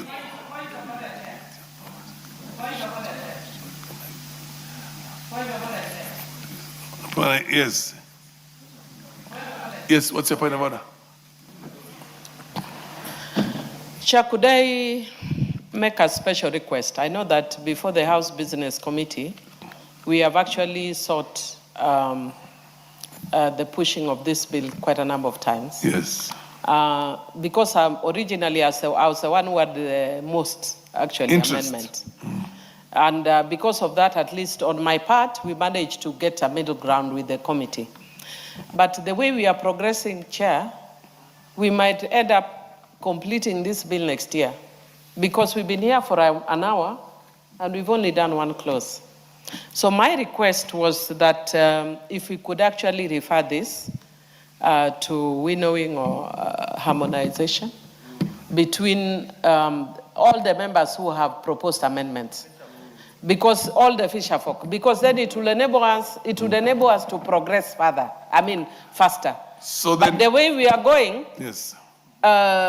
Because I'll give you even an example, like right now, some of it is also in the defect of the bill. Like we were just consulting with the chair now, and he was saying there's a part in 42 that I'm proposing an amendment to include the lake, but in his view was saying it only relates to the sea. But when I've looked at the title of the part, it is nothing to do with the sea. It's just the way it was crafted from the ministry. So there are some things that we need to harmonize between us as the chairman and the committee and the fisher folk. And I would request that at that meeting, if possible, the ministry would be there. Ordinarily, when you have a bill like this, you would have the ministry officials also here, so that we hear their perspectives as well. So if it's agreeable, ordinarily, Chair. I agree with you. So Yes. you want us to adjourn my debate on Yes, this? I would request that we Then do you that. can move it. You move that, the mover would report. No, you can rise and then ask that. Yes, Professor. Chair, I compare this bill to the bill we went through with the Honorable Millie on assisted reproductive technology, where we move on. And therefore, I'll support what she has said, that there's winnowing. You give a period for winnowing. In that case, we actually had to sit many hours with all the stakeholders and all the people who have put amendments, so that by the time they come, some of the amendments they have agreed on, and therefore those ones just pass. Because even now, if we recommit without further consultation, we will end up with the same argument here. So I support what she's saying. We go for winnowing, involve all stakeholders, and give it time. Yes, Chair. Yes, Ndikiri. Chair, you know, I sounded that this bill is being modeled for the sea fishing industry. And I said there are other people who are doing fishing, not necessarily in the sea. And if a bill is done for a specific area, it is not going to address other emerging interests within the economy. Because I am a fish farmer myself, as I'm talking here. So, and I can see I am being avoided. My interests are not being taken care of on this. And that's why I'm saying we should follow the way senior lawyer as recommended. Let's go back and address all the people and the interests, everybody who is doing fish farming.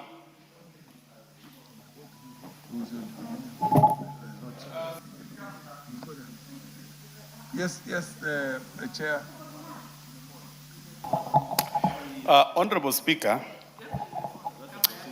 this bill, the fisheries bill, the new fisheries bill we have, is as a result of nullification of the entire fisheries bill 2016 by the Malindi Court. And Honorable Speaker, by Malindi High Court. So, Honorable Speaker, for the last 2 years, this bill, at one point it wanted to originate from the Senate, but it got stuck there. They were not able to make progress. It took us almost 1 year to be where we are now. But again, we have both timelines in the court and also timelines in terms of legislation. If this bill is not going to be approved in this session, it lapses and then we have to do it afresh. I want to agree with the Honorable Millie. And I want also to ask the honorable members, you know, Speaker, you will find that many of these members, when we were first reading, the second reading of this bill, they were not there. They were not there. Yes. When we tabled the public participation report in this house, they have not even read. Yes. So at this time is when they're realizing that we are now at clause 41, where there is some fishing nets are not required. So I want to plead with members. As we come to a close of today's business, Honorable Speaker, now it means next week, we only have next week to finish this bill and transit to the Senate. If there is a member who has an amendment, like the way the Honorable Milia said, if there is a member who has an amendment, please propose your amendment. We can have a sitting with our legal clerks and all of us we sit so that we can harmonize. So when we come next week, we just need to move clause by clause. So we can agree that I chaired a session. I chaired a session when we were deliberating on the coffee bill here. And all the coffee farming areas, the members were here. They were here. They enriched it, they debated it, a lot was changing, and eventually we ended up with a very good bill. Not only that, that's why in this session, since the election of 2022, coffee is doing better than it's ever done in the history of this country. Because there was a deliberate effort. At that time, we went to Meru. I'm not a coffee farmer myself, but I've been a part of the Coffee and Tea Parliamentary Association as far back as 1993. So the point is, the fishermen from the lake and the sea, you need to come together. You need to literally look at the best practices all over the world. You need to look at other sectors, other agricultural sectors in the country, so that you also get your fair share now, because there is goodwill. You get my point? We're also trying to navigate the same for the livestock sector, because livestock in this country for the longest has only been for the white farmers who used to farm, the dairy and the beef cattle up there. It's never been for the local people out there. But right now we are taking it seriously. So I agree with you, but she has to move now. And really how to stop the... No, I was saying, Honorable Speaker, so that all of us agree between now and Tuesday, and I want to plead with the leader of majority so that you prioritize it in the House business next week. Honorable Speaker, we have all the contentious clauses, we agree. Chair, my suggestion to you, one thing is, I'm actually very happy with you, extremely happy with you. Somebody who has never done any fishing, you don't come from a fishing background. I'm a pastoralist. Who is a pastoralist and who is willing to learn a lot. And in the process, and there is the bit of lumping all these committees together because of water. No, you can't. You can't now. We'll make progress right now. So my position to you, Mealy, Honorable Mealy, this is your bill. I know it's a government bill, but you are there as one of your government. And you come from people who depend exclusively, almost exclusively, on fish and sugarcane. So why don't you, I don't know whether you should move an adjournment of the motion. Okay, proceed. No, we can't proceed. It's almost time. Chair, I think I feel very honored. Actually, a lot of people, when they listen to this bill, many people think it's a private member's bill because of the amount of energy and time that are put to it. But because I am largely voted in by fisherfolk. I represent fisherfolk. Most of my constituents live either directly off fishing or indirectly through fishing. They're supported with through fishing. Mr. Speaker, because of the time, I think even the leader of minority can move reporting. What I suggest, you report progress, yeah. Yeah. We report progress, Yes. and I think the chair can do that. But we will merely sit in the House business. So as we're reconfiguring business for next week, we need to make sure this bill, because I can see there's limited space for next week because of the issues. And if we do not find space for it this next week, it will lapse, and which is dangerous. So we will trust you and our leadership to ensure that we have it on the order paper for next week, so that we complete for Tuesday or Wednesday, and we cannot take the risk of Thursday. Yes, yes. Chair, I know that there is quite heavy business next week. Yeah. And so even if I'm putting this on to loading or requesting the House business to load it, perhaps we may be forced to, as somebody has suggested, that we have an extra sitting. And some of us actually are going to be forced to make major changes, even in our schedules. I wasn't supposed to be around next week, but I'll be forced to stay. So I would be requesting members, if possible, because there is no time.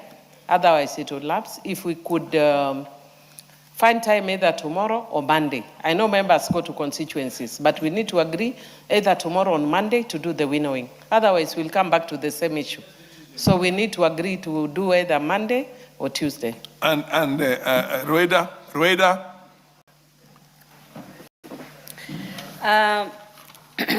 Mwenyekiti, mimi wasiwasi wangu ni hiyo 210, hiyo transition period.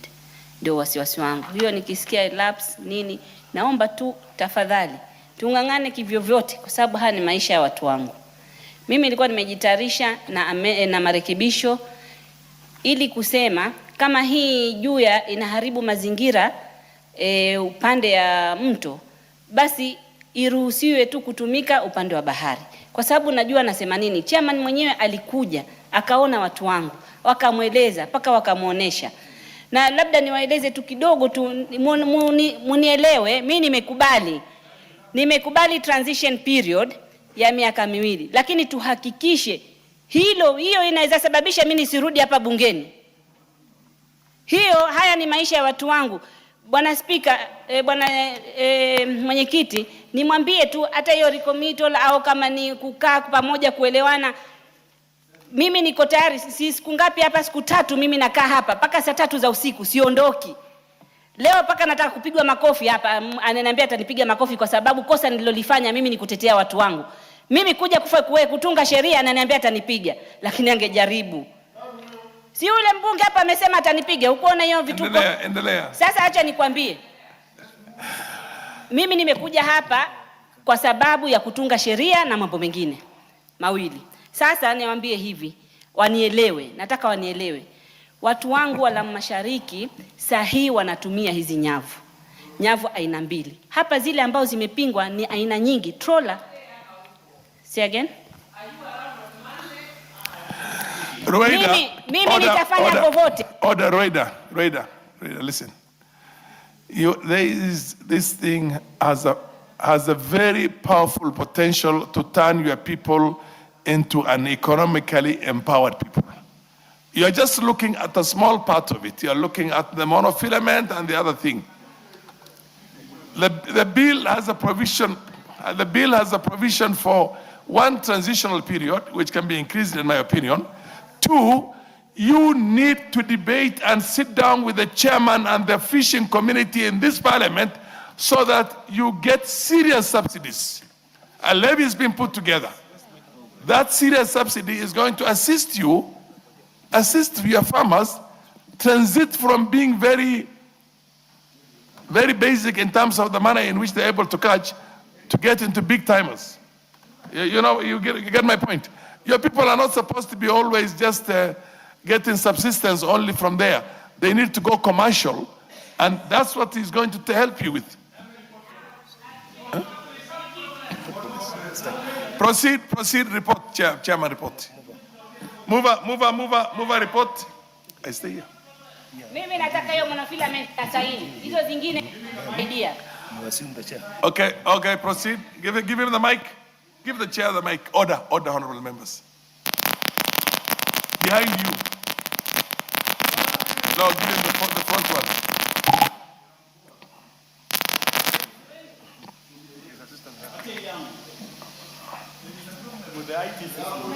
Okay, go to where Rindikiri is. Rindikiri.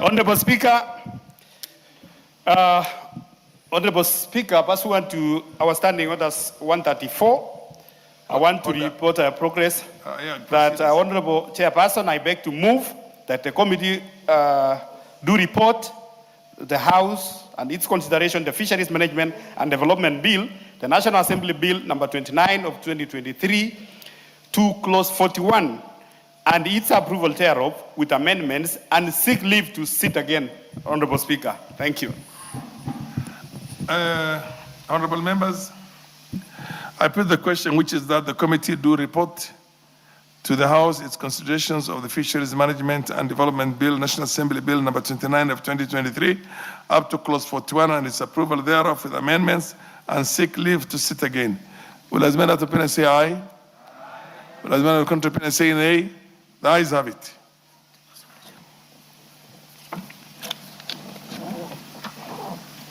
Honorable members, Mr. Speaker.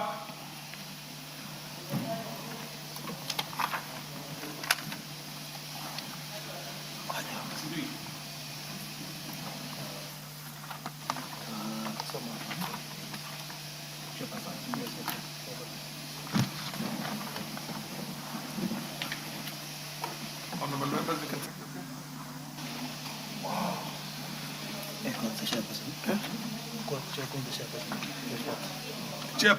Chairperson, report. Honorable Speaker, I beg to report that the Committee of the whole House has considered the Fisheries Management and Development Bill, National Assembly Bill number 29 of 2023 up to the provisions relating to clause 41 and approved the same with amendments and seek leave to sit again. Continue up to the end. Mover of the bill. Mover.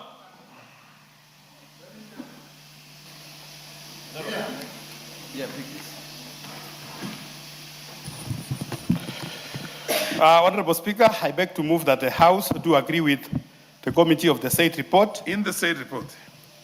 In the said report, and also requested the Honorable Rindikiri to second. To second the motion for agreement. Mr. Speaker, I second the motion on agreement. For agreement with the committees of the whole House. Okay.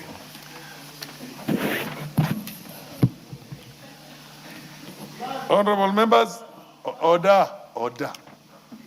Mishimboko, order. Honorable members, I propose the question, which is that the House do agree with the committee in the said report.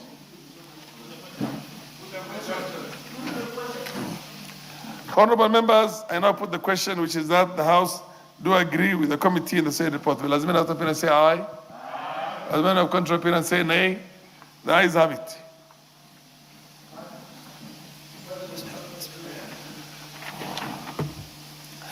Honorable members, the time being 7:04 p.m., this House stands adjourned until Tuesday, the 30th of June, the year 2026, at 2:30 p.m.